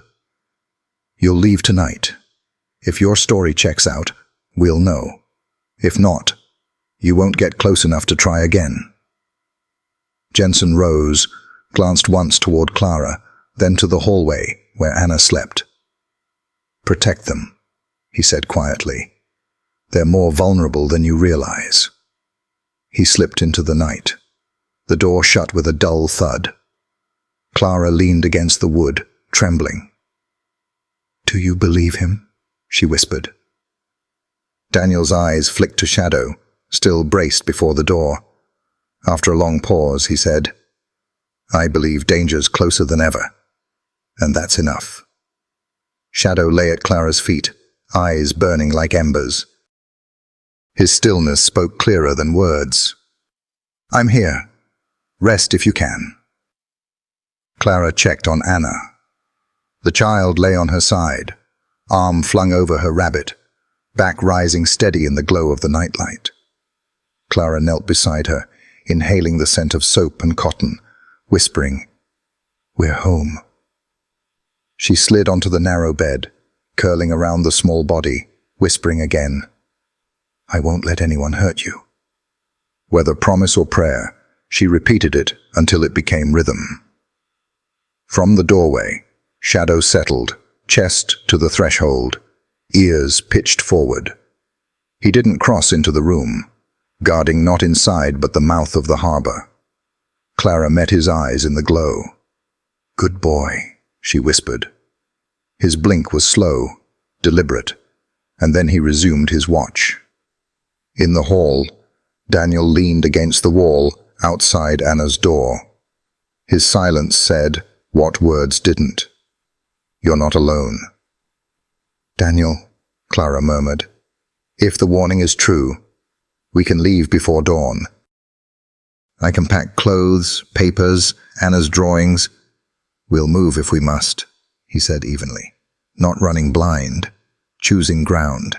Start a bag, shoes by the door you can run in, phone charged, and sleep if you can. The list steadied her, something she could do with hands that still shook. She nodded into Anna's hair. Okay. Outside, a car rolled past, headlights swelling then shrinking against the blinds. Shadow's head lifted, ears tuned, until the sound thinned into silence. Only then did he lower his muzzle. The whole house seemed to echo his lesson. Be quiet, within readiness. Clara whispered into the child's hair, I will keep you safe. The words fit her mouth better the second time. Minutes bled into an hour. Daniel checked his phone once, set an extra magazine on the table, parted the blinds again and again, memorizing the street's rhythm. Parked sedan, flickering porch light, the shuffle of raccoons at a bin. He filed it all away, preparing for what would matter. Near 1 a.m, a far-off door slammed. Shadow's head rose. Daniel straightened. The sound faded, leaving only silence. But the air had shifted, the night sharper. Clara did not sleep after that. She held Anna close, listening to the child's breath, to Shadow's steady guard, to Daniel's weight in the hall. And she knew the truth Jensen had voiced. Freedom was not safety. Not yet. She kissed Anna's hair and whispered one last time, "I've got you." The night had only just sunk into its quietest hours when Daniel's phone buzzed. He sat at the kitchen counter, staring into a mug of cold coffee, his body unwilling to rest. Shadow twitched in his sleep nearby, but his ears flicked at the sound. Daniel answered. The voice on the other end was low, strained. "They're moving tonight." Daniel straightened. "Who?" "You know who," the caller whispered. "Hale's men. They've been circling. They know where she is. You don't have much time." Static, then silence. Daniel's pulse surged. He set the phone down with deliberate calm, already calculating. The safe house hadn't been breached, but minutes were all they had. "Shadow," he said softly. The shepherd's eyes opened gold and alert. He rose without hesitation. Daniel crouched, pressing a hand to the dog's neck. "We're moving." Clara was half asleep with Anna curled against her when pounding rattled the door. She shot upright, arms tightening around her daughter. "Clara." Daniel's voice, sharp, urgent. "It's me. Open up." Her trembling hands worked the locks. Daniel pushed inside before the door was fully open, Shadow brushing past with a growl as he swept the room. "What is it?" Clara gasped. "They're coming. Hale's men. Minutes, maybe less." Daniel grabbed a duffel, tossing it onto the couch. Shoes, coats, papers, essentials. "Move." Clara froze, then bolted down the hall. Anna blinked awake, clutching her rabbit. "Mama." "What's happening?" Clara crouched, kissing her forehead. "We're going on a trip, sweetheart. Keep your bunny close." Back in the living room, Daniel packed water and a flashlight. Shadow paced at the window, body taut. Then he froze, hackles rising. A growl vibrated low in his chest. Daniel pulled the blinds a fraction. Headlights swept the driveway. Tires crunched gravel, slow and deliberate. "They're here," he said flatly. Clara's stomach dropped. She clutched Anna tighter. Daniel shouldered the duffel. "Back door, now." Shadow slipped into the hallway first, low and precise. Clara followed with Anna in her arms. Daniel pressed a hand to her shoulder. "Stay calm. Do what I say." The back door groaned as it opened. Shadow darted into the yard, scanning. He flicked his ears once. Safe enough. They stepped into the night. The air was damp, sharp with pine. Clara's breath fogged. Anna buried her face in her neck. A car door slammed in front of the house. Then another. Voices murmured, low and confident. "Hunters." "Run!" Daniel hissed. They sprinted across the grass toward his truck. Shadow ran beside them, a streak of muscle and instinct. Clara's lungs burned. Anna clung like a lifeline. A shout rang out. Boots pounded gravel. Daniel threw the duffel into the truck bed, yanked the back door open. "In!" Clara scrambled inside with Anna. Shadow leapt in behind them, teeth bared toward the dark. Daniel hit the driver's seat. The engine roared, headlights from their pursuers sweeping the yard. Figures spilled from the shadows. Gravel spat beneath the tires as the truck lurched forward. Clara whispered into Anna's hair, "It's okay. I've got you." but her voice shook. Behind them, steel glinted in beams of light. Shadow's growl filled the cab, steady and unyielding. Daniel's jaw locked on the road. Hold on. This isn't over. The truck tore down the back road, headlights carving tunnels through trees. Gravel cascaded like gunfire under the chassis. Clara held Anna in the back seat, whispering comfort she barely believed. The child clung silently, too frightened to cry. Shadow crouched in the bed, braced against every jolt, eyes fixed on the glow of headlights closing behind. His low growl vibrated through the floor. Clara felt it more than heard it. She twisted to look back. The house shrank into darkness, the place she'd dared to call safe dissolving into shadow. Tears blurred her eyes. "I'm sorry," she whispered, not sure for whom. Two beams of light swelled larger in the mirror. Daniel shifted gears, the truck surging forward. "They're not backing off." "Who are they?" Clara asked. "Hale's men, not cops. No rules. That's what makes them dangerous." His eyes flicked to hers. "But they won't get you. Not tonight." Clara wanted to believe him. Doubt pressed like a blade against her ribs. The truck screeched around a bend. Shadow held his stance, balanced as if born to it. Anna stirred, whispering, "Mama?" Clara kissed her hair. "Stay with me, baby." Daniel's eyes scanned the dark. Forest road. It'll shake them. Branches closed in as the truck swerved onto dirt. Headlights carved only a few feet ahead. Behind, the SUVs followed. Always there. Clara's breath caught. Jensen's warning echoed. Hale isn't finished. "Daniel," she began, but he cut her off. "No what-ifs. We keep moving." Shadow barked once, sharp, commanding. Daniel nodded grimly. "He's right." The truck jolted hard. Anna whimpered, clutching her rabbit. Clara kissed her again, steadying what little she could. "They're herding us," Daniel muttered, waiting for the right ground. The word hunt hung heavy. Clara glanced back. Shadow's silhouette burned against the glare. Fur bristled, stance unyielding. For a fleeting second, she felt he wasn't just warning them. He was promising her. Branches clawed at the truck, scraping like skeletal fingers. The SUVs swerved in pursuit, engines low and relentless. "There's a crossroads up ahead," Daniel said. "If we make it, maybe we lose them in the hills."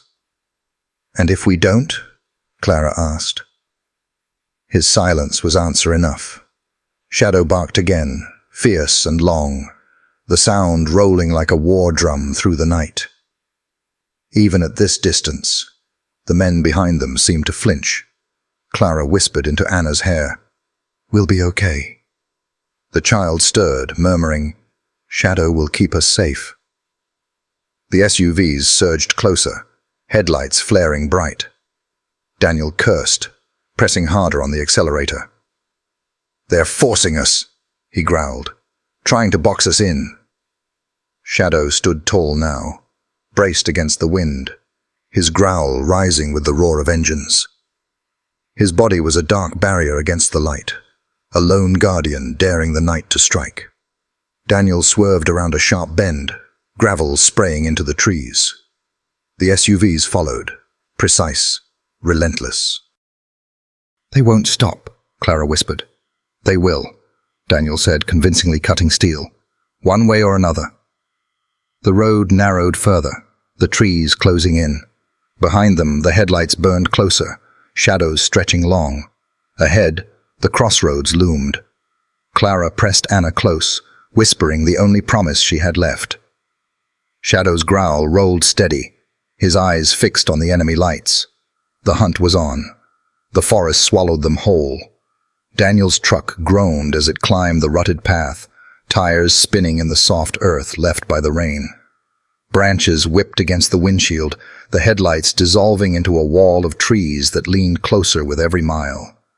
In the back seat, Clara held Anna close.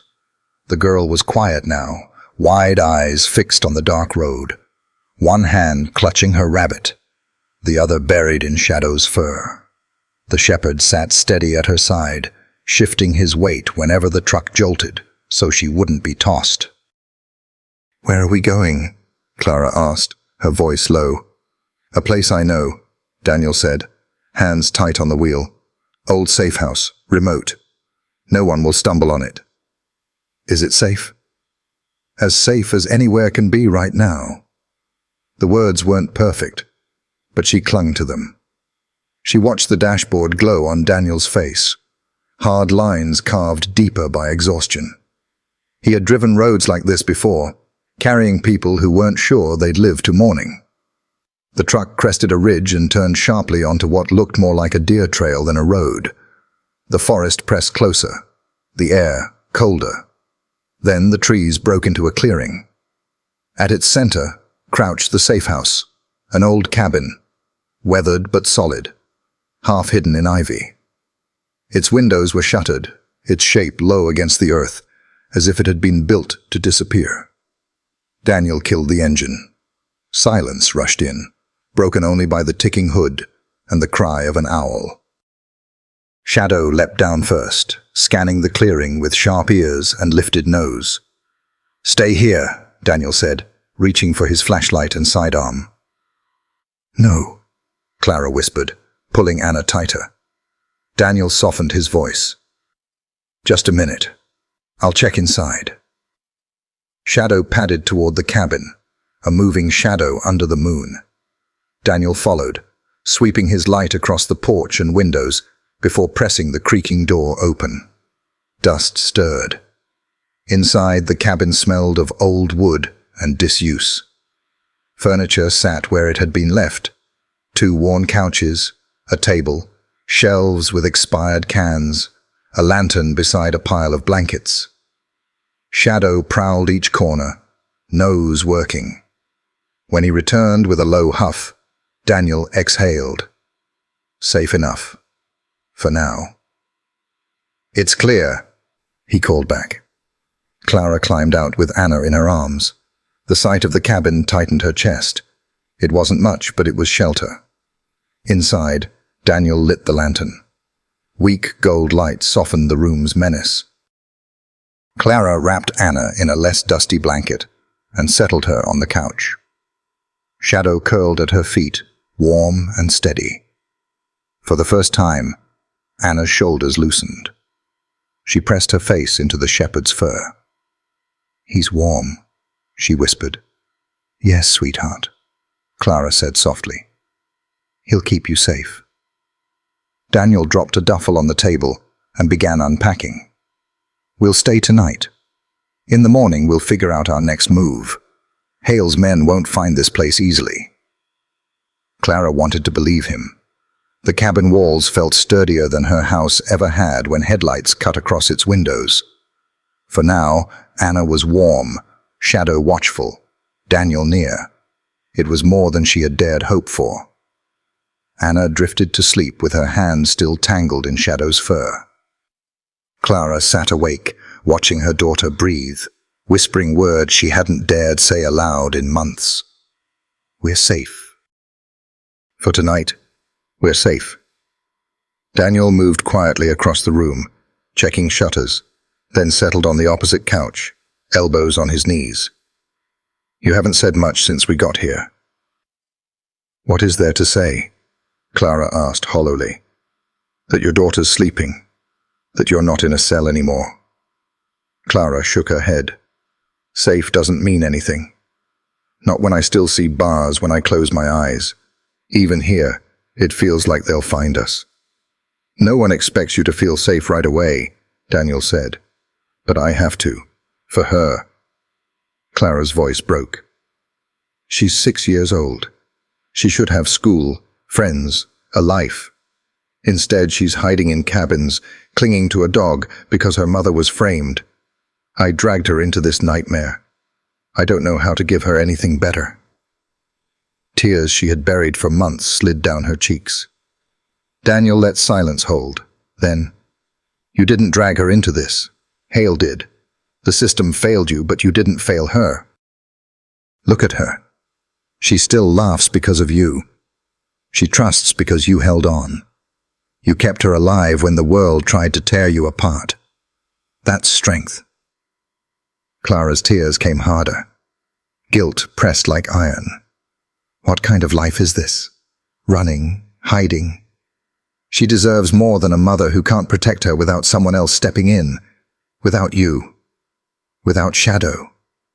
At his name, the shepherd lifted his head, amber eyes glowing in the lantern light.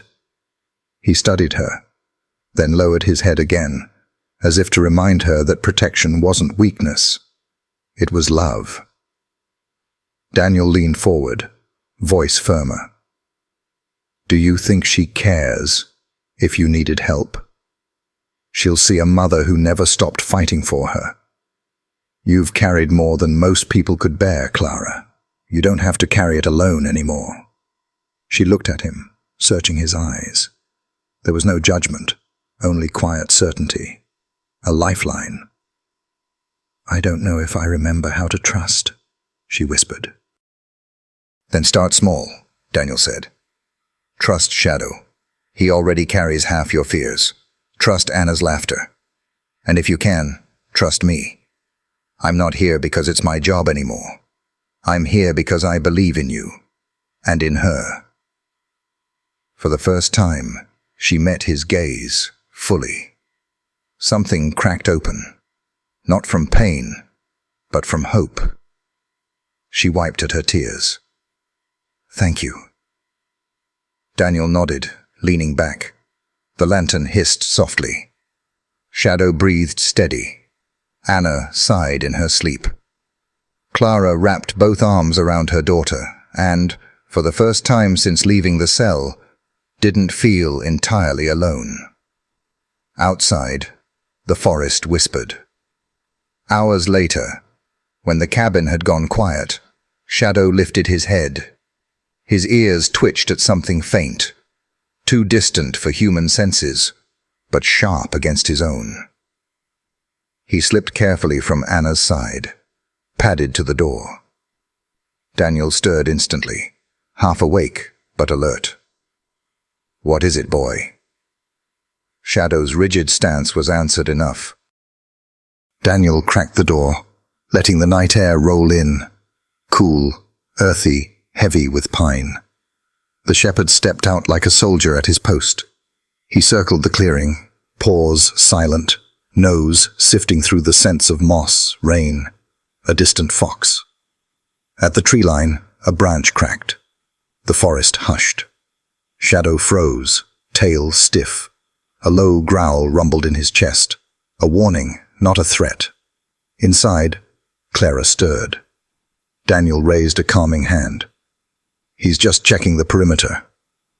But her heart raced. She listened to the faint rhythm of Shadow's patrol, footsteps circling, fading, returning. Then a howl rose across the hills. Long, mournful, too sharp to be natural. A claim or a warning. Shadow didn't answer. He returned to the clearing, body tense, eyes fixed on the dark. "That was a wolf," Clara whispered. Daniel nodded, though he trusted Shadow's silence more than his own words. If the shepherd hadn't barked, the danger wasn't here. Not yet. Shadow finally settled on the porch, gaze locked on the trees, refusing rest. He would not yield the ground. The night stretched long.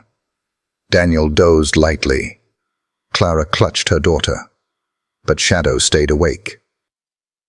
When the howl came again, nearer this time, he rose and stood tall in the clearing. His growl rolled steady into the night. The message was clear. This family was not unprotected. And as the first light of dawn filtered through the trees, Shadow was still there, the eternal sentinel, holding the line until the cabin breathed with life again. Morning came heavy with unease. Fog clung low over the clearing, curling around roots and softening the edges of the trees. Clara stood at the window, arms folded, watching mist drift like a living thing. At the table, Anna nibbled bread beside Daniel, Shadow lying at her feet. The shepherd looked at rest, but his ears twitched at every sound. For a moment, it almost looked like a family's quiet breakfast. But Clara knew it was only an illusion. Then came the crunch of tires. Clara stiffened. Shadow rose at once, growling deep. Daniel's hand brushed his weapon. A dark sedan emerged from the fog, rolling to a stop. Mark Jensen stepped out. Rumpled jacket, stubbled face, hands raised. "Just hear me out," he called.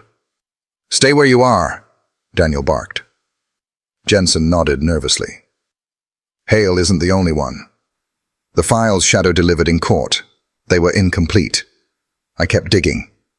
Clara, the mastermind behind your framing, it was someone closer. Someone in your family. Clara's chest hollowed. "No." Daniel's voice was sharp. "Explain." Jensen hesitated. Then, "Your husband had ties with Hale, debts, favors. When he died, those ties shifted, and your brother, Nathan Hayes, helped Hale bury you to protect himself. He supplied false testimony, buried evidence. In return, he gained money and influence." Clara staggered into a chair. "Nathan?" "He hasn't spoken to me in years." Daniel demanded proof. Jensen produced an envelope, documents, bank transfers, signatures. Daniel scanned the pages. Nathan Hayes. The name hit like a wound. Clara's sobs broke loose. "My own brother."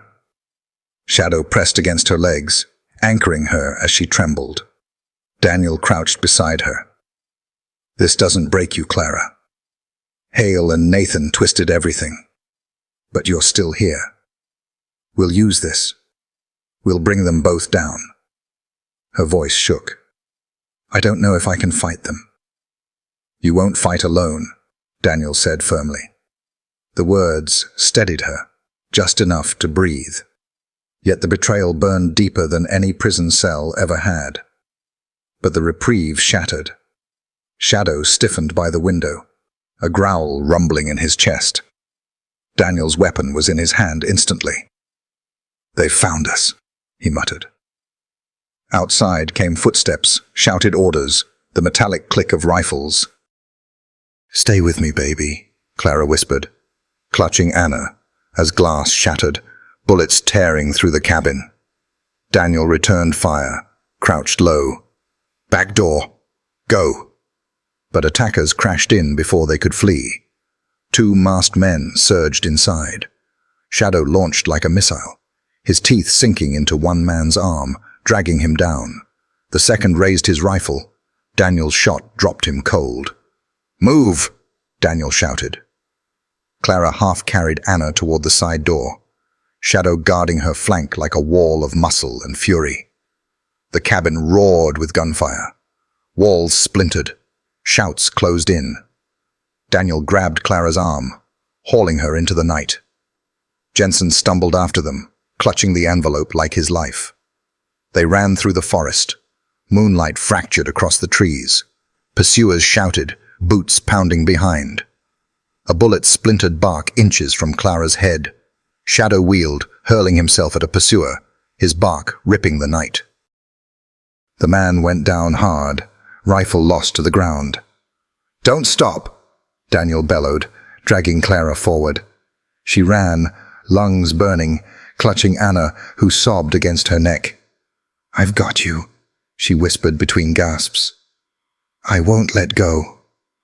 Shadow caught up, panting, blood on his fur that wasn't his. He darted ahead, clearing the path, every stride an unspoken vow. At last, Daniel veered them into a dry creek bed. They crouched low, hidden under the trees. The forest fell still. Clara collapsed, clutching Anna. Shadow pressed close, his chest heaving, his eyes still scanning the dark. She buried her face in his neck. "You saved us." Daniel crouched nearby, jaw tight. "We can't go back. The cabin's lost. From here we keep moving. Hale won't stop until we make him stop." Clara looked at her daughter, at Daniel, at Shadow still standing guard. Her voice was raw, but fierce. "They wanted me broken, but I'm not broken. Not while I still have this." Shadow's amber eyes glowed in the moonlight, sealing her vow. The night pressed heavy, but they were still alive, still running. And Hale would learn what it meant to be hunted. The forest was damp with morning weight, light seeping through the canopy in fractured silver streaks. Clara held Anna close on the creek bed, her body still aching from the night's desperate flight. Daniel crouched nearby, gun balanced across his knees, eyes scanning the trees. Shadow prowled the perimeter, restless, nose lifted to sense only he could catch. Then a branch cracked, too heavy for a deer, too deliberate for chance. His growl built low, and he lunged into the brush. Moments later he returned, a man pinned under his weight, teeth bared inches from his throat. The stranger's hands lifted in surrender, his face pale beneath a rough beard. Daniel's voice snapped sharp. "Don't move." The man coughed. "Name's Ellis. I've been chasing Hale longer than you think. I want him gone as much as you do." Daniel didn't lower his weapon. "Men don't stumble out here unless they're hunting something. Prove you're not his." Ellis's voice cracked but held steady. "I lost everything to him. Family, friends, my name. Ask me anything." Daniel whistled Shadow back. The shepherd reluctantly stepped aside, still tense, eyes burning. Ellis sat up slowly. "Hale isn't hiding alone. He rotates between properties tied to his family. Cabins, estates, places off the books. One's 20 miles from here. That's where he is now." Daniel's tone was cold. "Convenient that you found us." Ellis met his gaze. "Convenient, or fate. He's afraid of you. And when men like him tighten their circle, they make mistakes. I can take you to him." The silence that followed was heavy. Finally, Daniel said, "One wrong step, and Shadow finishes what he started." The shepherd growled once, as if in agreement.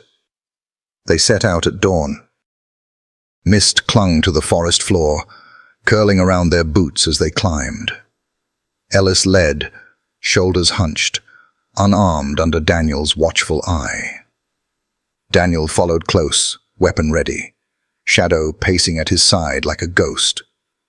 Clara carried Anna, the child's head heavy on her shoulder, each step burdened not by weight alone, but by the past pressing on her back. The path narrowed into a climb. Loose rock skittered into the gorge. Clara stumbled once, catching herself on Shadow's fur. Daniel's voice steadied her. "Slow. Don't rush it." "We're close," Ellis murmured. "Cabins built into the hillside. Hidden." "Convenient," Daniel muttered again, but his eyes never left the trail. At last they reached the ridge. The cabin came into view, half swallowed by stone and brush, more fortress than home. Clara's breath caught. All the betrayal, all the nights of running, had led here. Anna stirred. "Mama, is that where the bad man is?" Clara's throat tightened. She couldn't lie. "Yes, sweetheart." Daniel raised his weapon. "This is it." "No more running," Clara whispered, her vow carried on the mountain wind. The first shot cracked like lightning. Daniel shoved Clara and Anna behind a boulder, returning fire as bullets ripped the ridge. Hale's men poured from the trees, dark gear flashing, rifles spitting. Shadow leapt into the first attacker, wrenching his rifle away with a snarl. The man screamed as the shepherd drove him to the dirt. Daniel dropped two more, but then staggered, clutching his shoulder as blood bloomed through his shirt. "Daniel!" Clara cried. "I'm fine. Cover her," he barked, grimacing through the pain. Ellis scrambled for a fallen rifle, firing wildly to hold off flanking attackers. "We're surrounded!" Shadow lunged again, tearing another man from his feet. Blood stained his muzzle, but his eyes burned with feral clarity, fighting not for himself, but for Clara and Anna. Clara pressed Anna beneath the rock, whispering fiercely, "Stay with Shadow, baby. Don't move." "Mama, don't go," Anna sobbed. Clara kissed her forehead. "I have to. For you." She rose, seizing a fallen rifle. Daniel's eyes widened. "Clara, don't." Her voice was steady, her hands shaking but sure. "What I should have done long ago. I'm ending this." She fired. The recoil jolted her, but the shot struck true. An enemy dropped. The noise dimmed under the roar of her heartbeat as she stepped toward the cabin. Shadow broke from his fight and joined her, brushing her leg, his bloodied muzzle lifted high. Behind her, Daniel shouted, "Clara, wait for backup!" But she didn't stop. For the first time in years, she wasn't running from her nightmare. She was walking straight into it. The cabin swallowed Clara whole the moment she stepped through the door. The air inside was stale, thick with smoke, and the faint metallic tang of gun oil. Shadows stretched long across the wooden floor, broken only by the flicker of a single oil lamp on a table. Papers were scattered everywhere. Ledgers, maps, photographs. All evidence of a life steeped in manipulation and control. And there, seated in a high-backed chair, as though this were nothing more than a business meeting, was Grayson Hale. He was older than she remembered from the courtroom, yet his presence filled the room with the same venomous certainty. His suit jacket hung loosely on his frame, but his eyes, cold, calculating, predatory, had not lost their edge. He smiled when he saw her, as though he had expected this moment all along. "Well," Hale drawled, his voice smooth, mocking, "the prodigal lamb finally steps into the wolf's den." Clara tightened her grip on the rifle, her palms damp, her heartbeat a drum inside her chest. Shadow moved to her side, his body taut, his eyes never leaving Hale. The shepherd's growl was a low, constant warning. "Where's Anna?" Hale asked casually, tilting his head. "Outside? Or did you have the good sense to bring her in here to witness your last stand?" Clara's jaw clenched. "You'll never touch her." He chuckled, a hollow grating sound. "My dear, I already have. Every sleepless night she's endured, every tear shed while she clung to you, those were gifts I gave. I've always controlled your fate. From the day your brother came to me, begging for protection. From the day your husband signed his name on contracts he didn't understand. You were never free, Clara. You were mine to ruin." The words pierced her, sharp and merciless. Her chest tightened, memories colliding in a flood. Thomas's sudden death, Nathan's cold distance, the bars of a cell closing in. It had all been orchestrated, each moment another thread in Hale's web. But then her eyes found Shadow, standing firm at her side, his amber gaze locked on her as though reminding her she wasn't alone. And behind the door, she knew Anna waited, clutching Daniel's hand, her little heart beating with faith that her mother would come back. Clara drew a steady breath. "You don't own me, Hale. Not anymore." His smile widened, thin and cruel. "Oh, but I do. Even now. Look at you, hands shaking, eyes wide. You've spent your life reacting to me. I push and you fall. I accuse and you crumble. You've never been anything but a pawn on my board." Her grip tightened around the rifle, but she didn't raise it. Not yet. And yet, here I am, standing in front of you. Not broken, not begging, standing. Something flickered in his eyes, a shadow of irritation behind the smugness. He leaned forward, his voice lowering to a hiss. You should have died in that courtroom, Clara. That's where your story was supposed to end. Screams, tears, a neat little tragedy. Instead, that dog and his foolish handler intervened. Do you think that makes you strong? No, it just means you're lucky. Clara felt her fear twist into anger, rising hot and sharp in her chest. She took a step forward, shadow matching her movement, his growl deepening. No, she said firmly, her voice steady now. It means I survived. It means your plan failed. It means every lie you told is unraveling. Hale rose slowly from his chair, his height still commanding, his presence still oppressive. He spread his arms as though welcoming her into his snare. Then shoot me. Prove me wrong. End this right here. Her finger hovered near the trigger, but she froze. It wasn't doubt. It was clarity.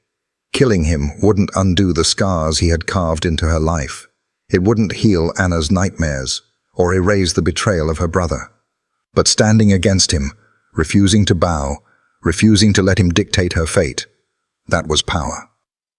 I'm not here to kill you, she whispered. I'm here to end you. Hale's smile faltered for the first time. At her side, Shadow barked once, sharp and commanding, as though punctuating her words. Clara straightened her shoulders, her voice ringing louder now, carried by every wound, every loss, every ounce of strength she had left. You think I'm your pawn? I'm not. I'm the mistake you didn't plan for. I'm the one thing you couldn't break. The cabin seemed to still, the silence heavy with the weight of her defiance. Hale's lips curled again, but the arrogance in his eyes had dimmed. You've learned to bare your teeth, he said softly. But remember, wolves still devour lambs, no matter how loudly they bleat. Clara shook her head. Then maybe you should look again. I didn't come here as prey. Shadow stepped forward, his body taut as a bowstring, his growl vibrating through the floorboards. Clara's voice dropped to a whisper, deadly and certain. I came here with the wolf. The air inside the cabin crackled with a tension that threatened to split the walls apart. Clara stood firm, Shadow pressed against her leg, his low growl vibrating through the silence. Hale's smirk lingered, but there was unease in the way his eyes darted, calculating, measuring whether he still held the upper hand. The door burst open. Daniel staggered in, his shirt soaked crimson at the shoulder, his face pale, but his eyes sharp with determination. One hand pressed to his wound, the other held his pistol steady, aimed directly at Hale. Step away from her, Daniel commanded, his voice rough but resolute. Hale laughed, a hollow, venomous sound. Ah, the wounded knight limps in to save the damsel. Tell me, Lieutenant, how long before you collapse? Minutes? Seconds? Daniel didn't flinch.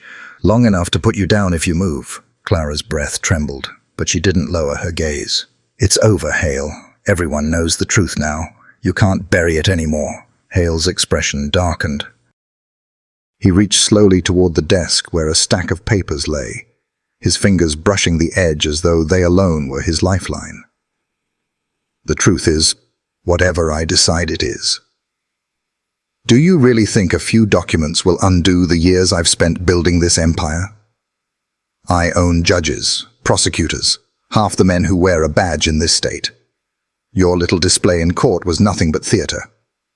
Daniel took a step closer, his gun unwavering despite the blood dripping down his arm. And yet here you are, cornered in your mountain hideaway. Doesn't look like power to me. Looks like fear. Hale's jaw clenched, his mask slipping for the first time. He lunged suddenly, grabbing for a hidden pistol beneath the table. But Shadow was faster. The shepherd launched forward, teeth bared. his body a blur of muscle and fury. Hale toppled backward as Shadow clamped down on his arm, wrenching the weapon free.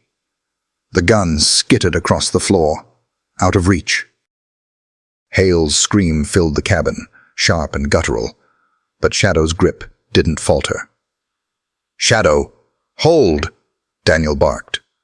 The dog released instantly, stepping back but keeping his body coiled. His amber eyes locked on Hale with a predator's focus. Daniel kicked the pistol away and pressed his boot to Hale's chest, his own weapon now aimed directly between the man's eyes. "It's over. You're done." Clara moved forward, her hands trembling as she reached for the stack of papers Hale had tried to claim. She flipped through them, her eyes widening at the photographs, the signatures, the bank transfers. Every line dripped with corruption, manipulation, crimes spanning years. Proof that Hale had orchestrated not only her downfall, but countless others. Her voice shook as she held the papers up. "This is it. Everything he's done. Names, accounts, all of it." Hale sneered even from the floor, blood dripping from his arm. "And you think anyone will care? You think they'll believe the word of a disgraced woman? A bleeding cop and a dog?" Daniel's voice cut through the room like steel. "They won't have to take our word for it. These documents speak louder than any courtroom lie, and I'll make damn sure they reach the right hands." Clara knelt beside Hale, her eyes burning with tears she refused to shed. "You took everything from me, my husband, my brother, my freedom. You tried to take my daughter, but you don't get to take this. You don't get to write the ending."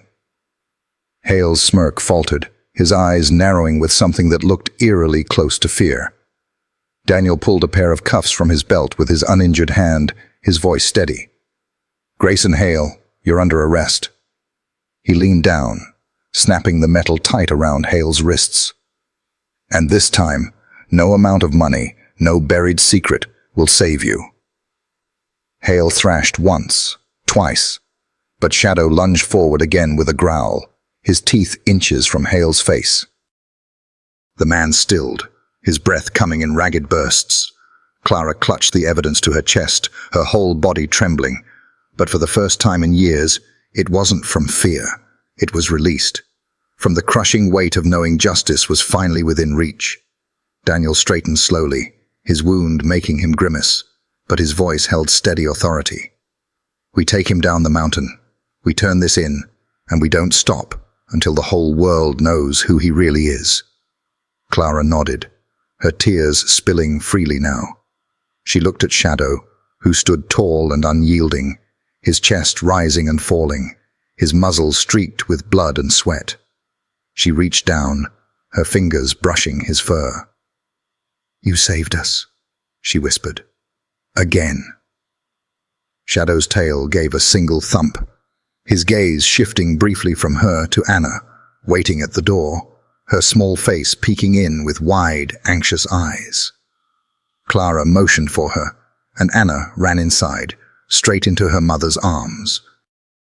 Anna looked down at Hale, her child's innocence not fully comprehending the gravity of the scene, but she pressed her cheek against Clara's shoulder and whispered, "We're safe now, Mama?" Clara kissed her daughter's hair, her voice breaking. "Yes, sweetheart, we're safe." Daniel's legs nearly buckled, his strength fading, but he forced himself upright. "We need to move. Hale won't be alone for long. His men will come looking." Clara met his eyes, her chest tightening at the sight of his pallor, the blood soaking his shirt. "You're hurt. You need help." He gave a weary smile, grim but certain. "I'll make it. We all will, because we've got the truth now." And as they bound Hale, as they prepared to drag the man who had haunted her every step out of his lair, Clara felt something she hadn't dared to in so long, the certainty that the truth could no longer be silenced. For years, Hale had pulled every string, dictated every turn of her life. But now, lying on the cabin floor with steel at his wrists and a dog's growl in his ears. He was nothing more than a man exposed. Justice, at last, was theirs. The first light of morning spilled across the mountains, painting the jagged peaks in soft gold. Mist curled through the trees, breaking apart as the sun rose higher, and for the first time in what felt like a lifetime, the air seemed light, unburdened, free. Clara walked carefully down the rocky trail, her arm wrapped around Anna, who clung to her side. Each step was slow, deliberate, as though her body couldn't quite believe she was no longer running for her life. Her shoes were torn, her dress stained with dirt and smoke, but none of that mattered now. With each breath of cold mountain air, she felt the invisible chains around her chest loosen. Beside her, Shadow trotted silently, his coat streaked with sweat and dust, his muzzle still darkened with traces of battle. His stride was steady, his ears alert, but his eyes softened whenever they flicked toward Anna. He had fought like a warrior, but now, walking beside the child, he was once again her guardian, her anchor in a world that had nearly torn them apart. Daniel followed a few paces behind, his arm bound with a strip of cloth where the bullet had cut deep. His face was pale, but his steps were unyielding. Pain shadowed his eyes, yet there was something brighter beneath it. Relief, maybe even peace. For all the wounds, for all the nights spent haunted by the things he couldn't save, today he had saved something. Someone. A family. The trail opened to a ridge where the trees parted, revealing the valley below. Fields glistened with dew. Rivers shimmered like ribbons of glass, and in the distance, a town stirred awake. Small, fragile, alive. Clara stopped there, taking it all in, her chest rising with a tremble that wasn't quite a sob and wasn't quite laughter. Anna tugged at her sleeve, her little face tilted toward the light. "Mama," she whispered, her voice hushed as though afraid to disturb the morning. "Is it over?" Clara knelt, pulling her daughter close, brushing strands of hair from her eyes. She pressed her forehead against Anna's and whispered back, her voice steady, though her own tears fell freely. "Yes, sweetheart. It's over. We're free now." Anna smiled, small but real, and laid her cheek against Clara's shoulder. It was the smile Clara had thought she might never see again, the smile of a child unburdened by fear. Shadow pressed closer, his warm body brushing against them. Anna reached out, her tiny fingers curling in the thick fur around his neck. "Shadow kept us safe," she said softly, as if confiding a secret. "He's our hero." Clara nodded, her throat tightening. She looked into the shepherd's amber eyes, seeing not just an animal, but the soul of something unbreakable, something that had stood in the gap when no one else could. "Yes," she whispered, her hand resting on his head. "He is." Daniel stepped forward, his voice rough but warm. "He's more than that. He's family now." Clara turned to look at him. For a moment the silence stretched between them. Two people scarred by loss, pulled into a fight neither had chosen, bound now by survival and the stubborn will to keep going.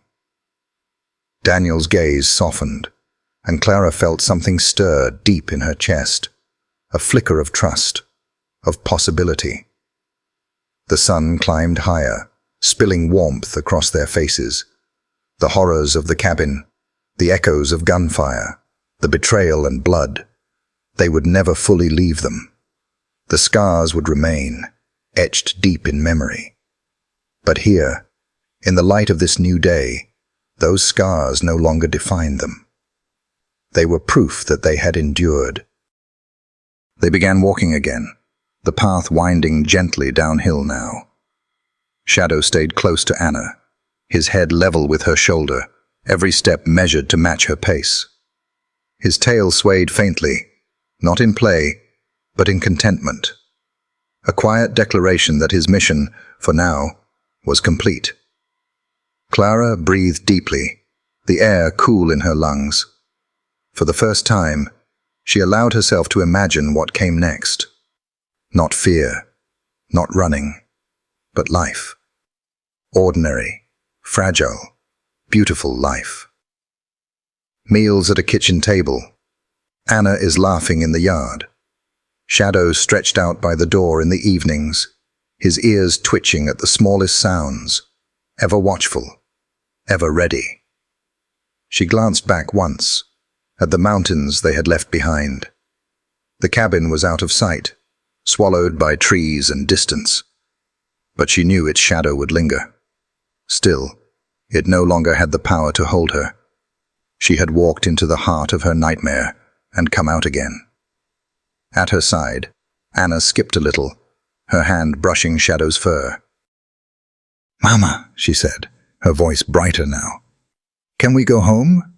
Clara's chest ached with the weight of that word. Home. It had been stripped from them, shattered and burned. But maybe, just maybe, they could build a new one. Not the same as before, but something stronger, something honest. She kissed the top of Anna's head, her voice soft but certain. "Yes, my love, we'll go home. Together."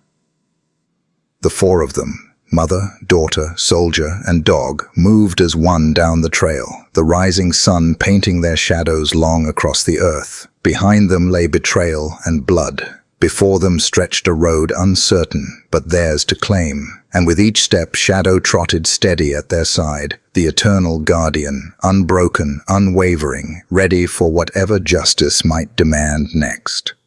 Sometimes the most powerful reminders of hope and loyalty don't come from people at all, but from the steady presence of a dog. Stories like this show us what German shepherds have always known, that love is not about words, but about staying by our side when the world feels heavy. Their courage, patience, and quiet devotion remind us that we are never truly alone. If you've ever looked into your dog's eyes and felt that bond, the kind that doesn't need explaining, you already understand. And if you'd like to explore ways to deepen that connection, there are gentle resources out there that can guide you. One I often recommend is Link, not as a must, but as something you might enjoy if your heart tells you it's time. Take it or leave it, friend. What matters most is cherishing those walks, those quiet evenings, those small moments when your dog leans into you, because in the end, that's where the real magic lives.